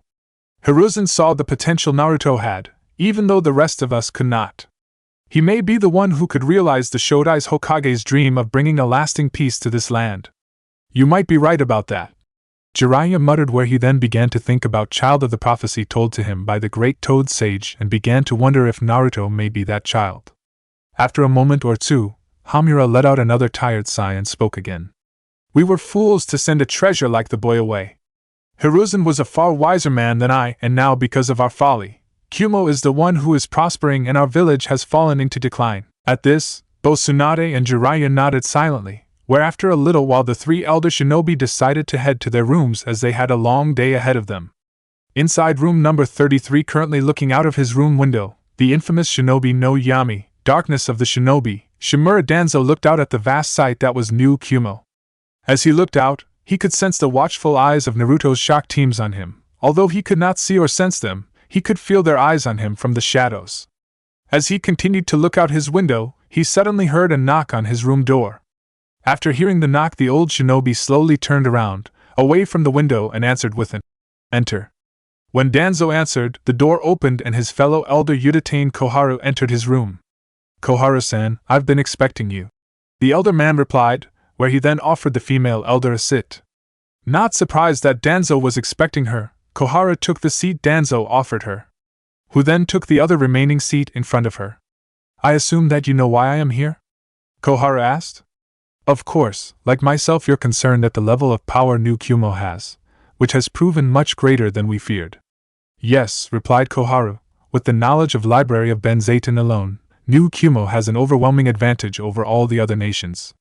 Even if Uzumaki says he is sharing the knowledge, he is the one who controls how much is shared and has unlimited access to it, and as long as New Kumo controls the library, they are the driving force behind the alliance. Agreed, and now thanks to that foolish girl Tsunade we are under that boy's thumb, Danzo said with a frown. No doubt the boy is purposely slowing down our recovery time by making us pay these concessions of his so that he can consolidate his power base now that Suna and Kiri are allied with the Heavenly Alliance. I concur, said Koharu, it makes sense. I don't believe he doing this to Konoha, simply because we banished him. He much smarter than he used to be. By having us send shinobi to help protect the smaller villages' borders and improving their shinobi, he's limiting our manpower, ensuring that we are reliant on the Alliance protection and at the same time improving the fighting ability of his allies. Yes, answered Danzo. And at the rate things are going it will be at least a decade before Konoha is back to full strength, although something tells me that will change once Tsunade retires as Hokage. What do you mean? Koharu asked. Think about it, once Tsunade retires as Hokage, who are the most likely candidates? Konoha Maru and Sasuke. Koharu replied as she began to realize what Danzo was getting at. Correct, no doubt Uzumaki wants Konoha Maru to become Hokage given their strong relationship. Once Konoha Hamaru is Hokage, Konoha will no doubt receive a new surge of support from the alliance, which will greatly improve things in the village, where naturally the people will credit to Konoha Maru's efforts as Hokage. But in reality it is because of Uzumaki, who would be using this to solidifying Konoha Maru's position as Hokage, and he will then use his relationship with the boy to manipulate him into doing what he wants, making Konoha Maru nothing more than a puppet ruler. Yes, I believe you are correct, Danzo, which is why we must stop him, Koharu said. Our best option is to get Uchiha Sasuke to become Hokage. That could be more of a problem than a solution. A frowning Danzo replied. Ever since Uzumaki made his reappearance, Sasuke has not been as compliant as he once was. If Sasuke was to become Hokage, I'm fairly certain Uzumaki would make things worse for Konoha and make it look like Sasuke's fault, which would not very hard to do, since all the boy really cares about his killing Itachi. But that's if we can help him become Hokage, since given recent events such as his attack on Uzumaki, many people who once supported Sasuke's claim as Hokage are starting to have their doubts that he is the right choice, including the Fire Daimyo. Do you think that is what Uzumaki was really hoping for when he goaded Sasuke into attacking him? Koharu asked. That is very possible. In fact, I would not be surprised if that was one of his goals. Especially given how he manipulated the entire war to maneuver New Kumo into becoming the strongest of the 5 shinobi nations and to eliminate, or weaken all his major rivals. So what do you suggest? For now, we must focus on limiting as much as Uzumaki's influence on Konoha as we can. At the same time, I will also have my agents try and monitor New Kumo's movements as much as possible, since we have to find something that will weaken Uzumki's hold over the alliance. What of Sasuke? Koharu asked. I will try and get Sasuke to fall in line with things, but if that fails we may have to finish what we started all those years ago and then try and find a way to get Konoha Maru to see that Uzumaki is only using him. That will not be easy. The boy has idolized Uzumaki ever since he was very young, as has my granddaughter Moegi and Hamura's grandson Udan. Even if we tell them, they will not believe us. In fact, Moegi has barely spoken to me since Uzumaki was banished. What of Hamura and his grandson? Although Hamura's relationship with his grandson has improved in the past few years, I fear he will not be of any help.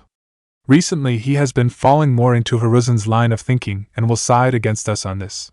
Yes, I believe you may be right about that, Koharu, Danzo said, since he had noticed the slow change in Hamura as well, where he began to have second thoughts over past events. He was even sure of this, given how Hamura supported Tsunade's decision to become a protectorate of the Heavenly Alliance, stating that it was in the best interests of Konoha. It seems that the fate of Konoha is in our hands, Danzo.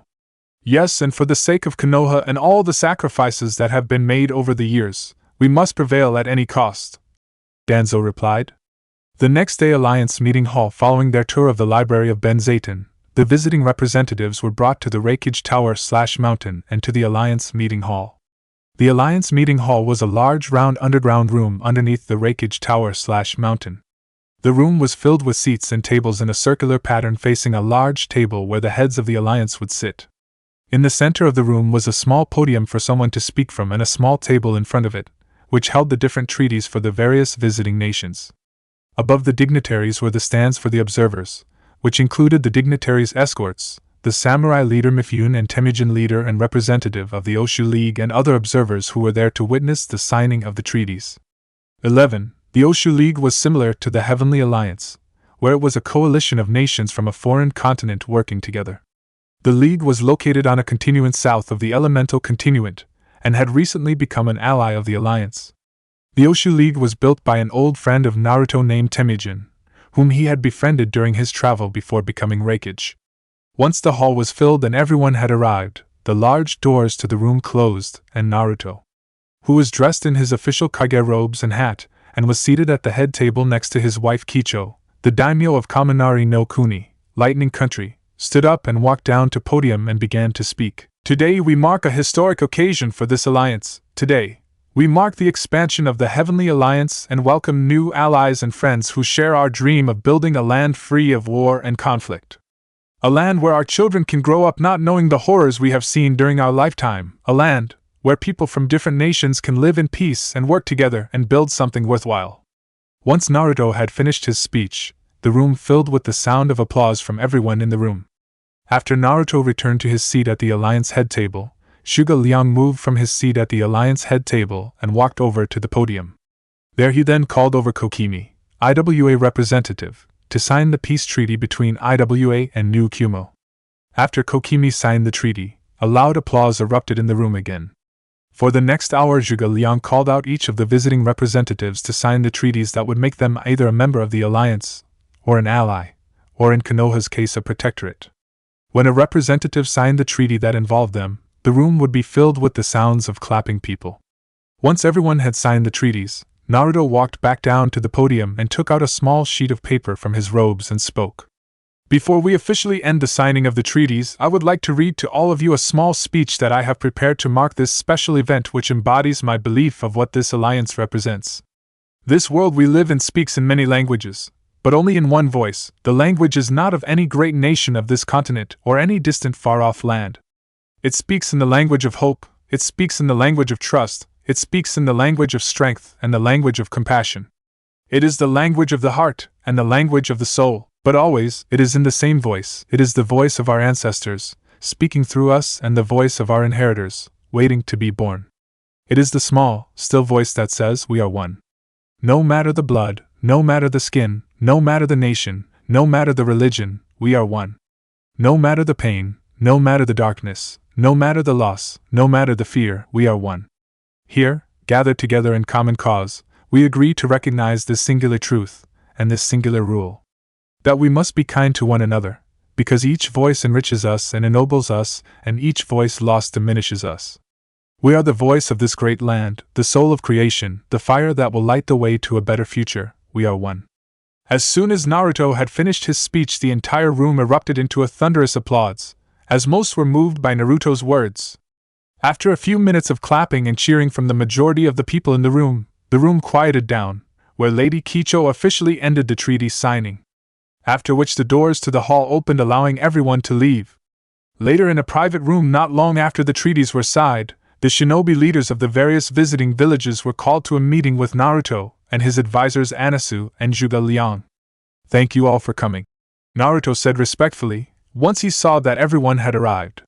Now I know many of you were looking forward to enjoying the celebrations, but I'm afraid the matter of which I have to speak to you about could not wait. What is it that you wish to talk to us about, Raikage-sama? The curious Mizuki asked. First off, I would like you to open the small boxes that are in front of you. What are they? Tsunade asked, when she saw the small glass orbs and looked at them. They are called projection balls. I created them by using my knowledge of sealing and a certain technique I learned about. They work as a two-way communication link between all of us. All you have to do is place the ball in your hand and think of the person you want to speak to. The person will know that you want to speak to them when they see their ball glowing or feel it heating up. Once they pick up the ball, an astral projection of you will appear in front of them, as will a projection of them appear in front of you. It also has an added security measure, where I added a blood seal. All you have to do is spread your blood on the ball, and it will work only for you. Ah yes, I remember Saito telling me about this, the Mizuki said as she looked at the small ball. Impressive, Tsunade remarked, as she quite impressed with Naruto Fuinjutsu. Jiraiya, who surprisingly had been invited to the meeting as well, was equally impressed with Naruto's skill and was unsure if even Minato could have done something like this. As impressive as this is, Raikage-sama, I'm sure there is more to this meeting than to simply give us these projection balls. Gaara said. Yes, you're right, Kazekage-sama, Naruto said with a nod. Now that the treaties between the alliance, your respected villages, have been signed, I believe that I should share with you some important details that involve everyone. What sort of details? Asked Hanzaki, head of the Fuma clan in Ta-no-Kuni, Ricefield country, and leader of New Otogekure. Details involving both Orochimaru and the Akatsuki, answered Anasu in a serious tone. At the mention of the Akatsuki and Orochimaru, everyone stiffened. 1 week ago, before any of you arrived here, the Heavenly Alliance launched a multiple simultaneous attack on Orochimaru's network of bases across the elemental continent, severely crippling his organization. Zhuge Liang said, surprising everyone in the room. I'm guessing that intel you got from the Shoten crystal release user helped you do this? Jiraiya said, since Girin was one of Orochimaru's chief lieutenants, and would know a lot about his organization. Correct, said Anasu. Although unfortunately both Orochimaru and Kabuto were able to escape our forces when they attacked. We believe that he has at least a dozen hidden bases that even Guren was unaware of, which is why we are sharing our information on Orochimaru and the Akatsuki with you. You're hoping that by pulling all our combined resources we can improve our chances in finding them, Tsunade said. Yes, Jiraiya-sama intelligence network is especially valuable to us, as he has been following Orochimaru's movements for several decades and could yield some possibilities that we have not thought up of, Zhuge Liang replied. At this, Jiraiya just nodded and agreed to share whatever he had with Alliance on Orochimaru. With everyone filled in on the attack on Orochimaru's bases, Zhuge then decided to move on to the other half and most important part of the matter. Now, as some of you may be aware of, several months ago New Kumo learned that the members of the Nukenin group, who called themselves the Akatsuki, were gathering together in one of their hidden bases in Mori no Kuni, Forest Country. Acting on the news, continued Zhuge Liang, New Kumo launched a strategic attack on their base, and although we were unable to capture or eliminate any of them, we were able to force them to retreat without suffering any fatal casualties. After hearing this, all the shinobi leaders just nodded. They had all heard about the attack, since it would be difficult for a clash between New Kumo and the Akatsuki to be kept quiet. Were you at least able to gain any information that could be of use? Shizuka asked, leader of Nadeshiko no Sato, Nadeshiko village, and one of Naruto's fiancés.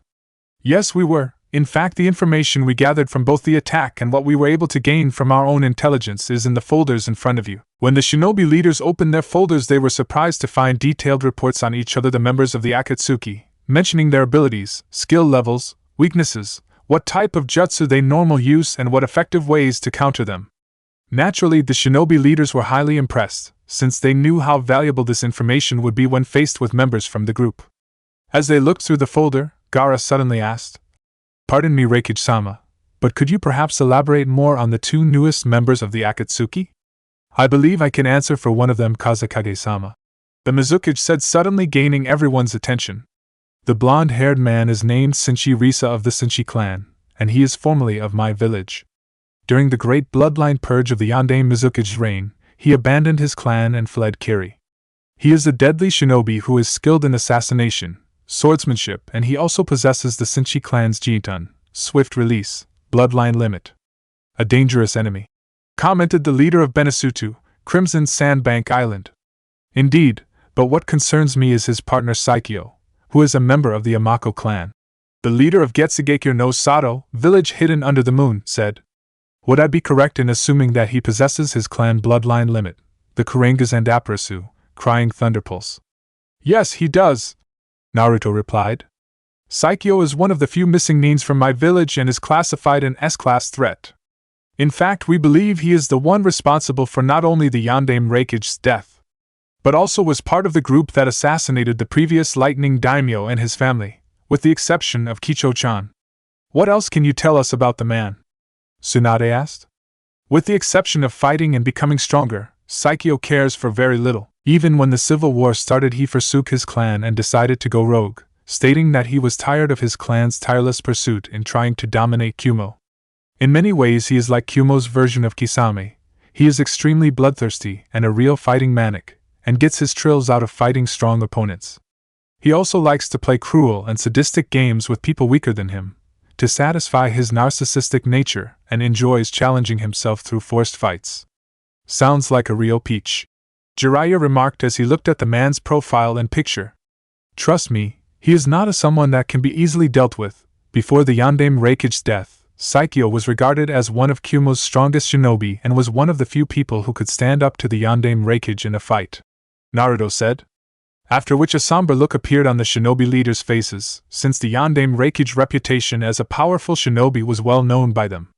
"Is there anything else you can tell us about him?" Gaara asked. "He's also the elder brother of the late Godame Raikage Amako Zenkuro, and is stronger than he was."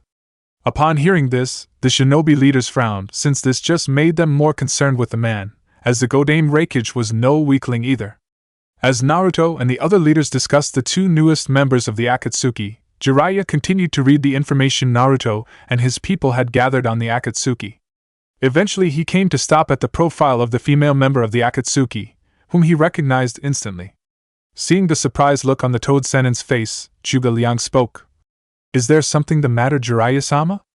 I know her, TSK, you're right. Where did you see her, at some bar or red district place? Naruto said, not believing the elder man. No, I'm serious. Her name is Konan and I'm the one who trained her. Jiraiya replied. What? Said Naruto in surprise, and joined by Anasu and Zhuge Liang, who were just as surprised. Jiraiya, what are you talking about? Tsunade asked as she turned to her former teammate. Look at her profile, Tsunade, don't you remember her? Jiraiya said as he had the female Kage turn to the page he was on. When Tsunade looked at the woman's face, like Jiraiya, she recognized the woman, despite the fact that the last time she saw her was when she was a young girl. Her partner, did one of them have short, spiky orange hair, or did he have red hair and strange eyes? Jiraiya asked, knowing that Akatsuki traveled in pairs and knew that Konan would never go anywhere without either Yahiko or Nagato. You are referring to the Rinnegan? Naruto asked, surprising Jiraiya and everyone else. The Rinnegan? Shizuka asked. But I thought that Jujutsu was just a myth, the Mizukage said in surprise and confusion. I can assure Mizukage-sama, the Rinnegan does exist. I have seen it with my own 2 eyes. The one who possesses it calls himself Pain, and he is the leader of the Akatsuki. Zhuge Liang replied. Upon hearing this, the other shinobi leaders frowned in concern, as they had all heard of the legendary Dijitsu, which was used by the Rikudo Sennin, the original shinobi no Kami, god of shinobi, who founded the shinobi arts and was said to have saved the world. Jiraiya, why didn't you ever mention finding someone who had the Rinnegan? Asked Tsunade, who was rather angry at only learning this now. Before the Toad Sage could respond to Tsunade's question, Naruto suddenly interceded. More than likely he did it to keep the one who possessed the Rinnegan safe. He was probably afraid that if he told anyone, people like Danzo might learn of it and go after the person and kill him before he could become a threat to them. He also probably did it because he believed that the person was the child of prophecy. You know about that?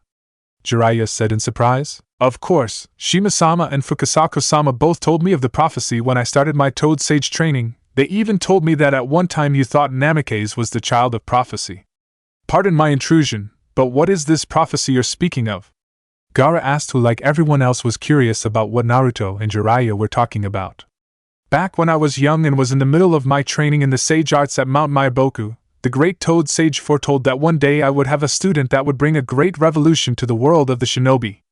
This person would be the child of the prophecy, and that my actions would determine if this revolution would be for the world's salvation or the world's destruction. At the time I believed the one who possessed the Rinnegan was this child, but after I thought he died and later started training Minato, I began to believe he was the one. But now you think I am that child, like the toads do now, Naruto said, interrupting his godfather and surprising many people. After Naruto said this, Jiraiya just nodded, since given everything that Naruto had done in recent years and given his newfound bloodline, which was transcended a bloodline like the Rinnegan, he believed that Naruto may be the only person alive who could stand up to Nagato and defeat him. At the same time, Jiraiya also began to wonder what could have happened to Konan and Nagato to have them turn out like this, and what happened to Yahiko. When Jiraiya turned to the next page, which had Pain's profile, he was surprised to see not one picture but 6, 5 of whom he recognized, who were people he met or fought against long ago. Their appearance had changed slightly, where they all had black spikes in their bodies, orange hair. But what confused him even more was that they all had the Rinnegan, including Yahiko, which surprised him even more. What the hell is going on here? Jiraiya thought. Why does Yahiko and all these other people have the Rinnegan, and where the hell is Nagato? Jiraiya-sama, if you know something about this Pain person and his partner Konan, I ask you to please tell us. Any information you can give us could be very important, Zhuge Liang said. At this, Jiraiya let out a tired sigh before eventually speaking. 40 years ago, after Hanzo defeated us and gave us the title of Sannin, Tsunade, Orochimaru and I came across some orphan kids. After seeing they had no one to care for them, I decided to stay behind and spent the next 3 years teaching them the shinobi arts, giving them a chance to survive. During that time, the 2 boys Nagato and Yahiko were attacked by an IWA shinobi, but when I arrived to help them, the shinobi was already dead. He had been killed by Nagato, who awakened the Rinnegan. So this Nagato person is Pain? The leader of Getsugekure asked. No, the person here is Yahiko, and the other people with him are people who I fought years later. Wait. Are you saying that 6 more people have the Rinnegan as well? The leader of Benisuta asked with concern at the possibility. No, none of them had the Rinnegan when I fought them, and given the change in their appearance, I would guess that either Yahiko or Nagato did something to them. I believe we can answer how this is possible, Naruto said, gaining everyone's attention. How? Asked Jiraiya. For the past few years, the head of my CIND, Central Intelligence Network Division, Unit Masato, has been gathering information on the Akatsuki. During our investigation, one of my agents came across a Nuke Nin who was formerly of Hanzo's guard. He had somehow managed to escape the slaughter of Hanzo's supporters after he was killed, Naruto said, but before he could finish he was interrupted by Tsunade. Wait. Are you saying that the Akatsuki were the ones who killed Hanzo and took over AIM? To be exact, Pain was the one who killed him, along with all his followers and their families, Anasu answered. Upon hearing this, the mood in the room became ever serious. Since for many years the identity of the new ruler of Amigakure, Hidden Rain, had been a curious subject for many people, especially since he was the one who killed the legendary Sansho no Hanzo, Hanzo the Salamander. You knew this and yet you wait until now to tell us? Tsunade said with some anger in her voice. Konoha was not an ally, and in case you have forgotten, Hokage-sama, you had a spy in your own council. Also, after I revealed my identity, several of your shinobi and people tried to have me imprisoned or killed, so you will excuse me if I didn't feel like sharing that information with you, Naruto replied in a cold yet authoritative tone. After being rebuked by Naruto, Tsunade had the decency to look ashamed, as she realized she let her emotions get the better of her for a moment. Since she couldn't believe that the Akatsuki base of operation had been at striking distance from Konoha, and they never even knew about it until now.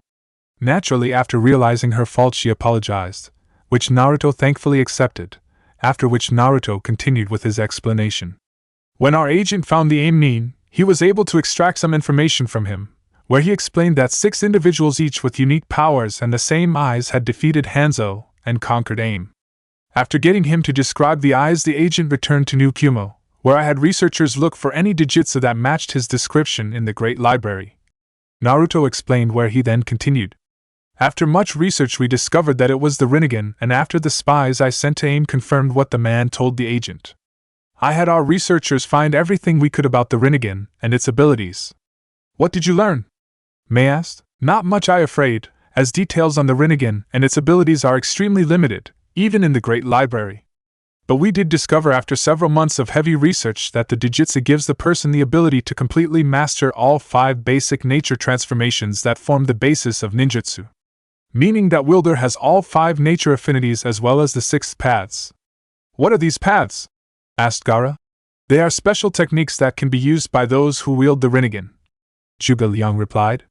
What exactly can they do? Hanzaki asked, which Zhuge Liang answered.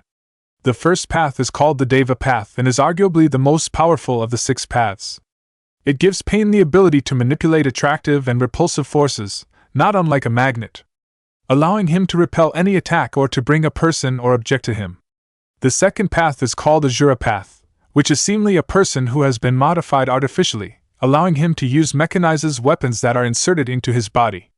The third path is called the human path. Our knowledge on its full ability is unknown, but from what we could gather, it is mainly used for hand-to-hand combat, and from what we've learned from old documents in the library, it has the ability to remove souls. The fourth path is called the animal path, which allows Pain to summon various creatures, which also have the Rinnegan. The fifth path is called the Preda path. It gives Pain the ability to absorb an infinite amount of chakra in any form, making it the perfect tool to block chakra-based attack. The sixth and final path is called the Naraka path. Our knowledge is very limited, I'm afraid. All we really know is that it has the ability to summon a humanoid being that has the Rinnegan as well. So are you saying that all these peoples have these abilities? Shizuka asked in concern. No, replied Anasu. During the interrogation, the AIM Nin said that the group did not act normal and spoke together as one, as if they were of the same mind. After much research, Zhuge Liang Sensei theorizes that given their numbers and how they acted, the group was not 6 people, but one single individual. How is that possible? Is it through some kind of possession technique? Tsunade asked. No, the people are in fact reanimated corpses, which Pain controls. Each body uses one of the 6 paths, allowing him to use all the abilities at once, Zhuge Liang replied. This means that this Nagato person Jiraiya-sama mentioned is in fact Pain. That makes sense, but how is he able to control them? The Mizukage asked. He is able to control them by implanting rather unusually rods in their bodies, which allow him to transmit his chakra into the bodies and control them remotely, as if they were his own body, similar in some ways to puppetry. Naruto answered. We also learned after our attack on the Akatsuki that Pain has 6 separate fields of vision at the same time. Essentially working as shared vision for the pads, this allows Pain to coordinate their attacks and to provide defense for them without a blind spot. He is also able to do the same thing with his summons, which have the same rods implanted into them, where he can fill in any blind spots he has with them. That would make it very difficult to fight him, especially alone, commented Shizuka.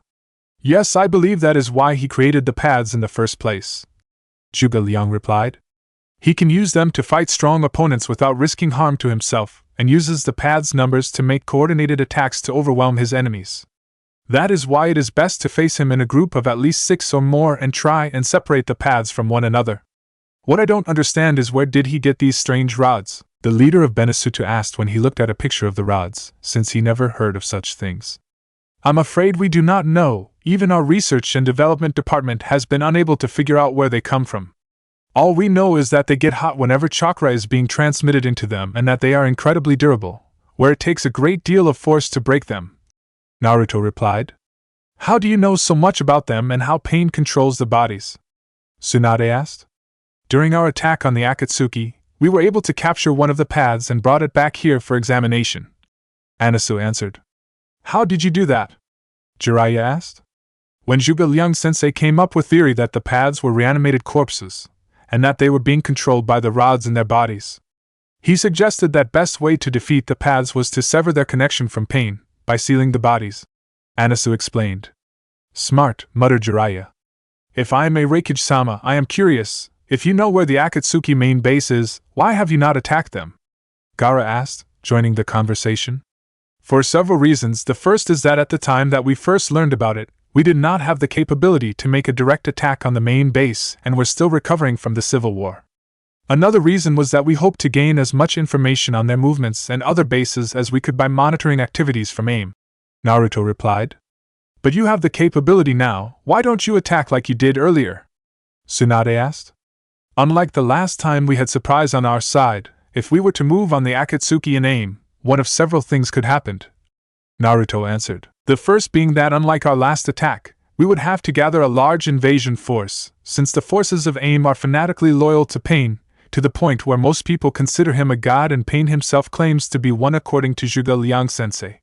If we were to attack, it would be a bitter and bloody battle, which could result in a massive body count on both sides.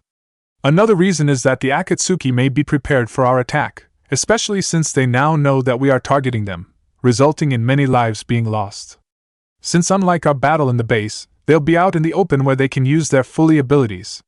There's also the possibility that they may simply abandon AIM, and we lose our only solid connection to them. Hearing this, the shinobi all frowned, as Naruto made several valid points. All 9 members of the Akatsuki were very powerful and were not people that should underestimated. You being unusually cautious, Raikage-sama, Tsunade commented. I have to be. Right now the whole continent is still unstable from the sudden shift in power in the last war. If I were to attack AIM and it turned into a disaster, IWA may try to take advantage of it and attack, drawing other nations and causing utter chaos, which the Akatsuki or Orochimaru would use to further their own gains. So your plan is to let them make the next move? Jiraiya surmised. That's risky. That may be true, Jiraiya-sama, Zhuge Liang replied. But for now it's the best move. Right now we cannot afford to focus all our attention solely on the Akatsuki and Orochimaru. We will of course closely monitor their movements and follow any leads that may help us capture or eliminate them. Since we know that whatever they are planning, they require the Biju. So we know that sooner or later they will come after the Raikage-sama, the Kazekage-sama and the others, and by knowing this, we know where they will strike and can make preparations for when they do. For now, we must focus on the painful process of rebuilding. Do the Akatsuki know that you are aware that you know that their main base is in AIM? The leader of Getsugekure asked. We are unsure, but would we be surprised if they do by now? Anasu replied. Then what's the point of monitoring it? Asked leader of Benisuto. Because there is still the possibility that we may learn something more about the Akatsuki, since only recently we learned that they have links in Kiri, Naruto said. How so? Asked Shizuka, who was curious since this was the first she heard of this. Before Naruto could respond, Mei spoke up and began to explain. After the death of the Yondaime Mizukage Yagura, it became rumored that the Mizukage was not acting of his own accord. Some of the more senior shinobi even stated that there were times when the Yondaime Mizukage would act confused when they came with reports from orders he had given, and acted as if he didn't know what they were talking about. But later he would then return to normal and pretend it never happened. After his death, and given the strange events involving him, many people began to question if the Yondaime Mizukage was even in control of himself, given his odd behavior.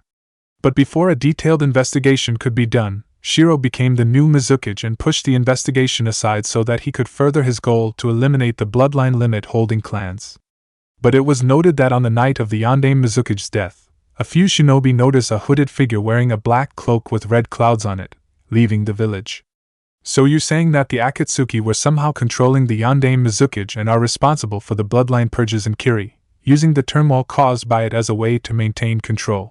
Jiraiya said. It is a likely theory, but we're still unsure on how they were able to control the Yondaime Mizukage and who was the person controlling him. It is possible that this Pain or Nagato person was the one controlling him using the Rinnegan, since as the Raikage said, its full abilities are unknown to us. Mei replied. That is conceivable. Naruto said. Originally we had heard rumors that the Akatsuki were formed in Kiri. But given what Jiraiya said about Pain or Nagato to be exact, I am willing to bet that they were originally formed in AIM, since that is where Nagato and the woman named Konan are from. It's possible at some point they were forced to leave AIM, where somehow they were able to enter Kiri and secretly took control of the village by controlling the Yondaime Mizukage, where they then used the village's resources to form the Akatsuki. Later, after the Yondaime Mizukage's death, they returned to AIM and took control of it, making it their main base of operations. That is indeed very possible, Raikage-sama, Dara remarked, since it seemed to fit with what they knew. If I may, Hanzaki said, gaining everyone's attention. But why is the representative of IWA not here? As the Akatsuki are as much a threat to them as they are to the rest of us, surely regardless of the past hostility they would see that it would be in everyone's best interest to work together. Normally you would be correct, but the fact is IWA has a strong link to the Akatsuki as well. Naruto replied. What do you mean? Tsunade asked.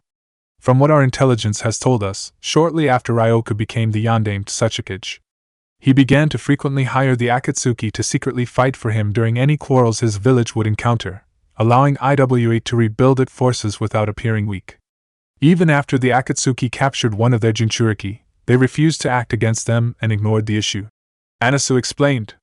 The fact is we simply cannot trust them, where they could leak the information to the Akatsuki, hoping that we would either destroy one another or be weakened enough for them to finish us off later. Also, added Naruto, unlike you Hanzaki-sama and the Mizukage-sama, Barugu has good reason to hate me. I was the one who killed his father, which only adds fuel to the fire that is burning inside him, since I'm certain that Ryoku has passed on his hatred for my family unto his son. The only reason he has even agreed to this peace treaty is because he knows that in a direct conflict, he cannot beat us. But what of his sister? Leader of Benisuta asked.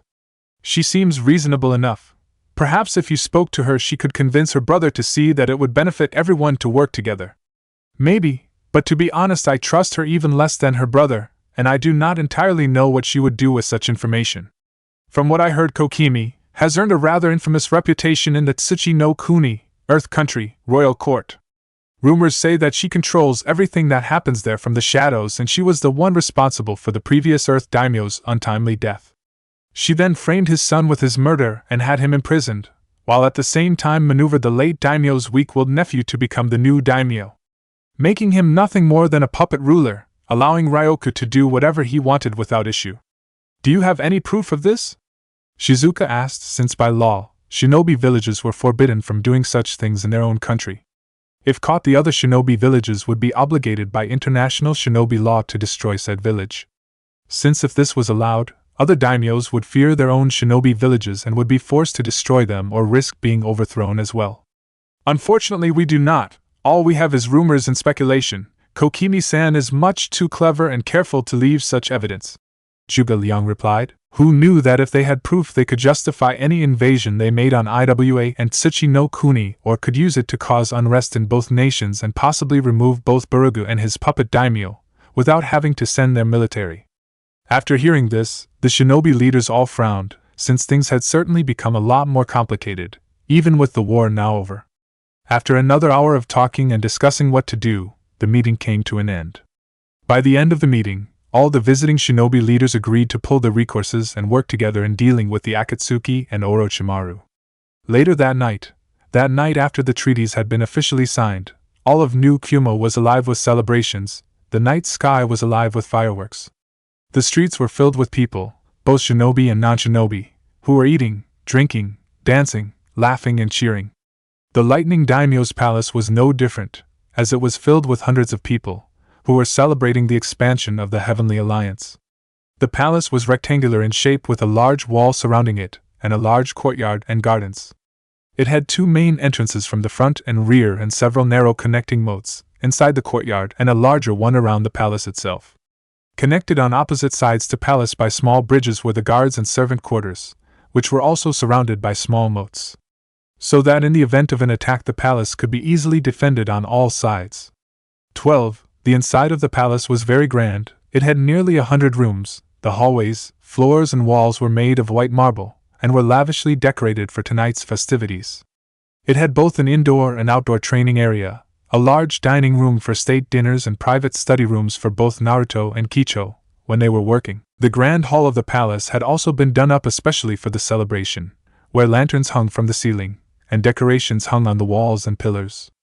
The hall was also filled with large long tables and chairs for the visiting dignitaries, where the tables were lined with food. In front of the tables was a large stage platform with a long table where Naruto, his family, and the all high-ranking members of New Kumo sat and ate.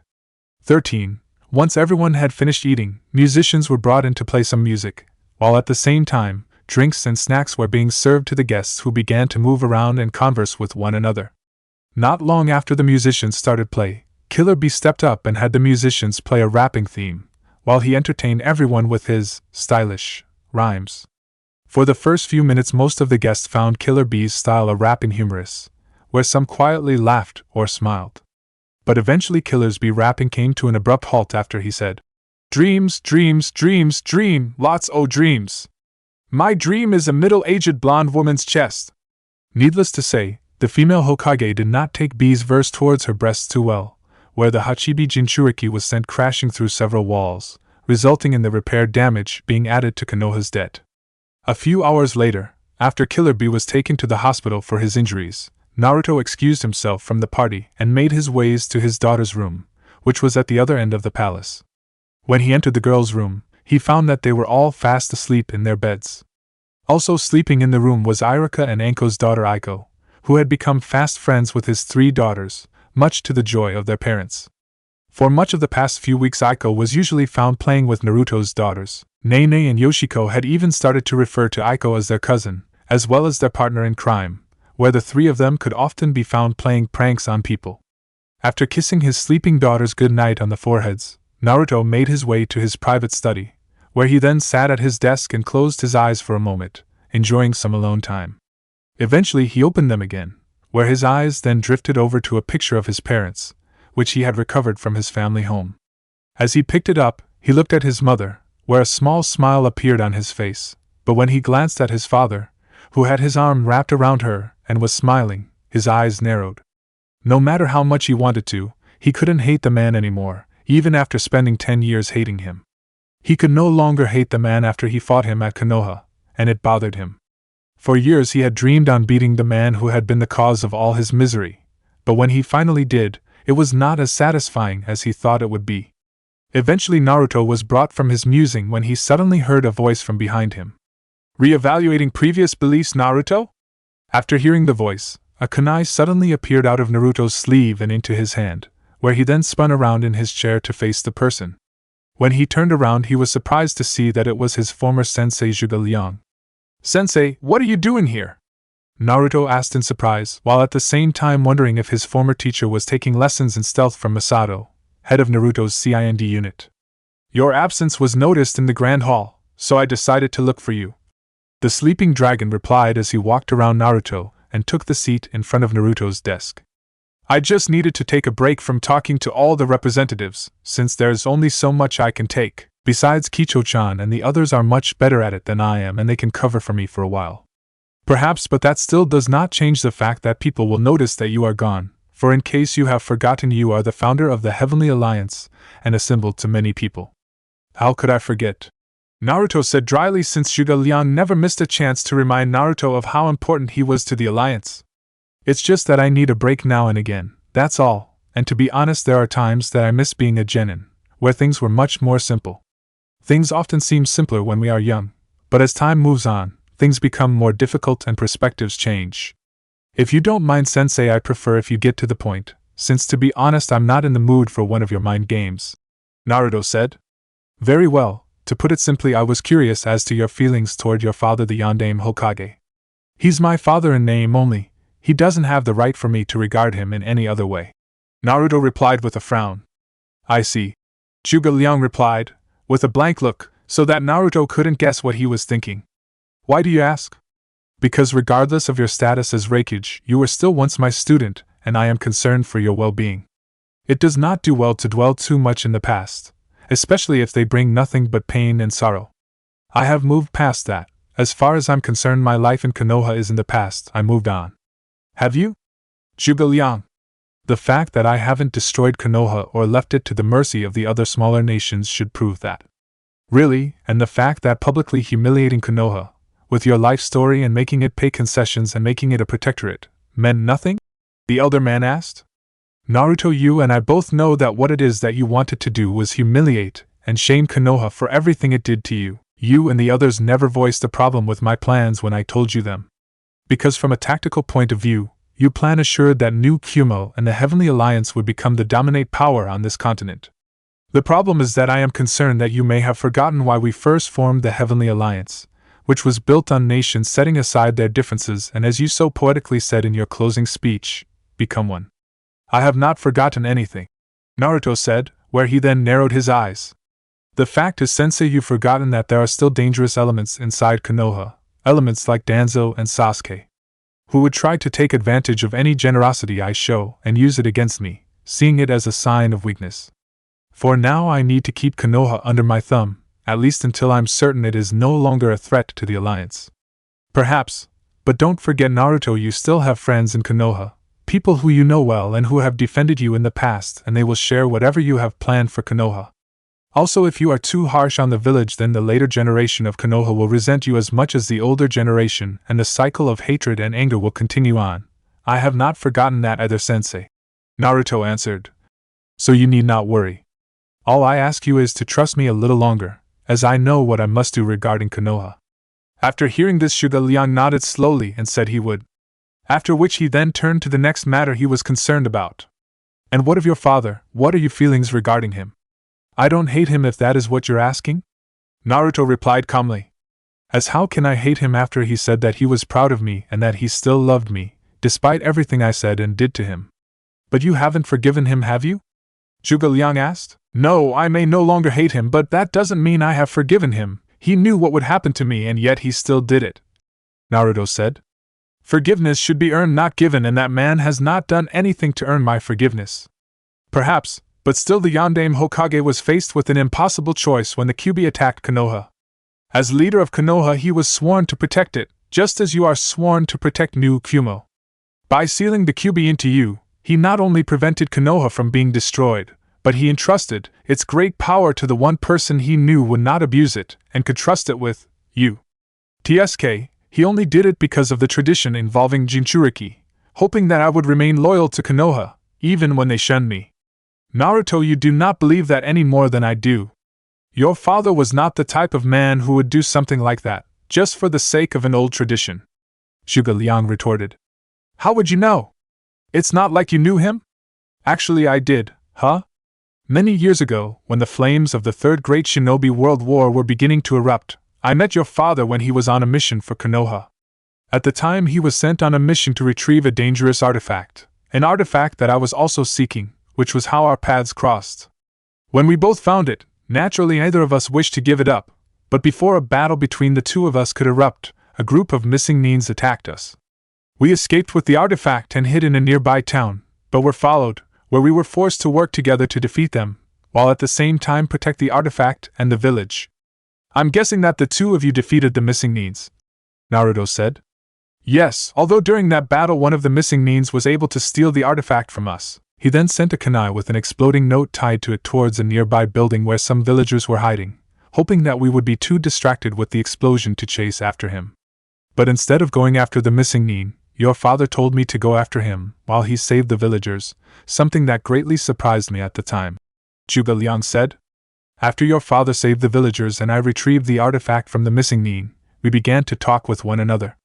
When I asked him why he risked his life from the villagers and why he trusted me to return with the artifact, where I could easily have fled with it. Do you know what he said? What? Naruto asked. He said that it was the right thing to do and that he could tell that he could trust me. The elder man replied with an amused smile. A trait you share, Naruto, and regardless of what happened to you when you were growing up in Konoha. What your father did to you was not just place a heavy burden on you, but also help you become what you are today. You have faced many harsh trials in your young life and they have helped make you stronger, and the Kyuubi's power has helped save you and others on many occasions. At this comment Naruto frowned and looked away. He knew his former teacher had a point, since on several occasions, the Kyuubi's power had helped save his life. But still it didn't make up from all the abuse he went through. Why did you never tell me that you knew him? You never asked? The sleeping dragon replied with a smile, which annoyed the blonde Raikage. Whether you want to admit it or not, in many ways Naruto, you are more like your father than you want to admit. Zhuge Liang continued. Not only are you both great shinobi, but you also have a caring heart and would do whatever it took to protect those you care about. So you're saying that I should forgive him for sealing the Kyuubi in me despite knowing what would happen to me? Naruto asked with a frown. Forgiving him is entirely up to you. All I am asking you is to understand things from his point of view. If you were faced with the same situation that he did on that night, would you not do the same thing, to save New Kumo, to save thousands of lives? Even if I was in such a situation and I was forced to seal a Biju into Yami, Nene or Yoshiko, I would never leave them in a place where they would knowingly be abused, like Namikaze did. I would make sure that they were raised somewhere where they would be happy and safe. Perhaps, but you would still do it, which is why I think you should just let your bitterness regarding your father go. Zhuge Liang replied. I'm not asking you to forgive him, I'm just asking you to move past it, that's all. As I said earlier, you are like your father in many ways, but you are still your own man. The Yondaime and Sandaime Hokage may have been too idealistic when it came to people's feelings towards Jinchuriki. But I believe that what you and the other Jinchuriki went through when growing up was not in vain, because thanks to all of you, any future Jinchuriki in New Kumo and Suna will not have to go through what you went through when growing up, and eventually Jinchuriki will be respected by all shinobi nations. How can you be so certain? Naruto asked. Let us just say I have faith. Zhuge Liang replied with a knowing smile, causing the young Raikage to shake his head in amusement, since Zhuge Liang would rarely give a straight answer when it came to certain things. Seeing that Naruto had much to think about, the famed sleeping dragon excused himself and left the room. As soon as Zhuge Liang left the room, Naruto once again picked up the picture of his parents and stared at it for a few minutes, before letting out a tired sigh and placing the picture back on his desk. Not long after, Naruto heard a knock on the door, and after responding with an "Enter," he was surprised to see Tsunade enter the room. Hokage-sama, to what do I owe this unexpected pleasure? Naruto replied with neutral tone and expression. Also, if you don't mind, could you tell me how did you know where to find my private study? Zhuge Liang told me where to find you after he saw that I was looking for you. The blonde Hokage replied. This then caused Naruto to sigh again and mutter to himself about having a word with his former teacher about sticking his nose in his private business. I see, well then please have a seat, Naruto said, where he then indicated to one of the two empty chairs in front of his desk. After Tsunade took one of the seat, Naruto then spoke. So Hokage-sama, what is it you wish to talk to me about? I wanted to say I'm sorry, the elder woman replied. Excuse me? Naruto said, who was surprised by what Tsunade just said. I wanted to say I'm sorry, the blonde woman repeated. I'm sorry that I wasn't able to stop the council from banishing you. I'm sorry that I tried to deny you your inheritance when you asked for it, and more importantly, I'm sorry for lying to you about not knowing who your parents were. At the time I thought you would be in even more danger than you already were if you knew who your parents were, given the number of enemies your father had. I know that isn't much of an excuse, but at the time it seemed like the right decision, and I hope that you can one day forgive me. When Tsunade finished, Naruto was naturally surprised since he had half expected Tsunade to try and use their past relationship to lessen the penalties he had placed on Konoha previously before the alliance gathering. But instead she had come to apologize to him, and he could tell that she meant it, since he could hear the remorse in her voice and see the regret on her face. After taking a moment to get over his surprise, Naruto then spoke. You didn't need to apologize. I had long since forgiven you for hiding my parents' identity from me, but I appreciate you saying it, and as for refusing my inheritance at the beginning, that is all water under the bridge, Bachan. Now, under most circumstances, if a person called Tsunade Bachan, then that person would be sent into orbit. But Naruto was one of only 2 people Tsunade would allow to get away with, the other being Konohamaru. But what would surprise most people even more was that Tsunade was ecstatic that Naruto called her that, since it meant that Naruto really had forgiven her, and she could hear the warmth in his voice when he said it. Thank you, Raikage. When we are in private you can call me Naruto, Naruto said with a kind smile as he interrupted the female Hokage. Nodding at this, Tsunade smiled back and said, Thank you, Naruto. I wasn't sure if you would forgive me and that you would hold me in the same regard that you hold Jiraiya. At the mention of the Toad Sage, a large frown appeared on Naruto's face. As far as I am concerned, that Toad is beyond redemption. He doesn't even deserve the title of being called my godfather. Naruto, I know you're angry for what Jiraiya didn't do, but he regrets his decision for not raising you or even visiting you. When we thought the Akatsuki had captured you, Jiraiya used every single contact he had to try and find you. The both of us were even ready to kill Danzo and Koharu when we learned of their plan. Well, I'm afraid that is too little too late. That ship has long since sailed. He had over 12 years to step up, but as always he shook away his responsibilities. Caring or even visiting his godson was just too much of an unconvinced for him. Naruto replied in a cold tone. Since as much he disliked his father for what he did to him, Naruto detested Jiraiya. He knew everything and yet he lied right to Naruto's face and hid his parents' identity from him. He even knew how Naruto would most likely be treated in Konoha and yet he went to check up on him once. Naruto might have even forgiven the Sannin had he told him the truth after they first met, but he didn't, which was why he could never forgive the Toad Sage. When Naruto finished, Tsunade let out a sad sigh and closed her eyes, as she knew how much Naruto's words would have hurt her former teammate had he heard them. Tsunade knew a lot about trying to run away from your problems, since she had spent several years doing that. Trying to find answers to questions she would never get answered, from the bottom of a sake bottle and allowing depression to rule her. Although Jiraiya did not go the same path she did, his was not far from it.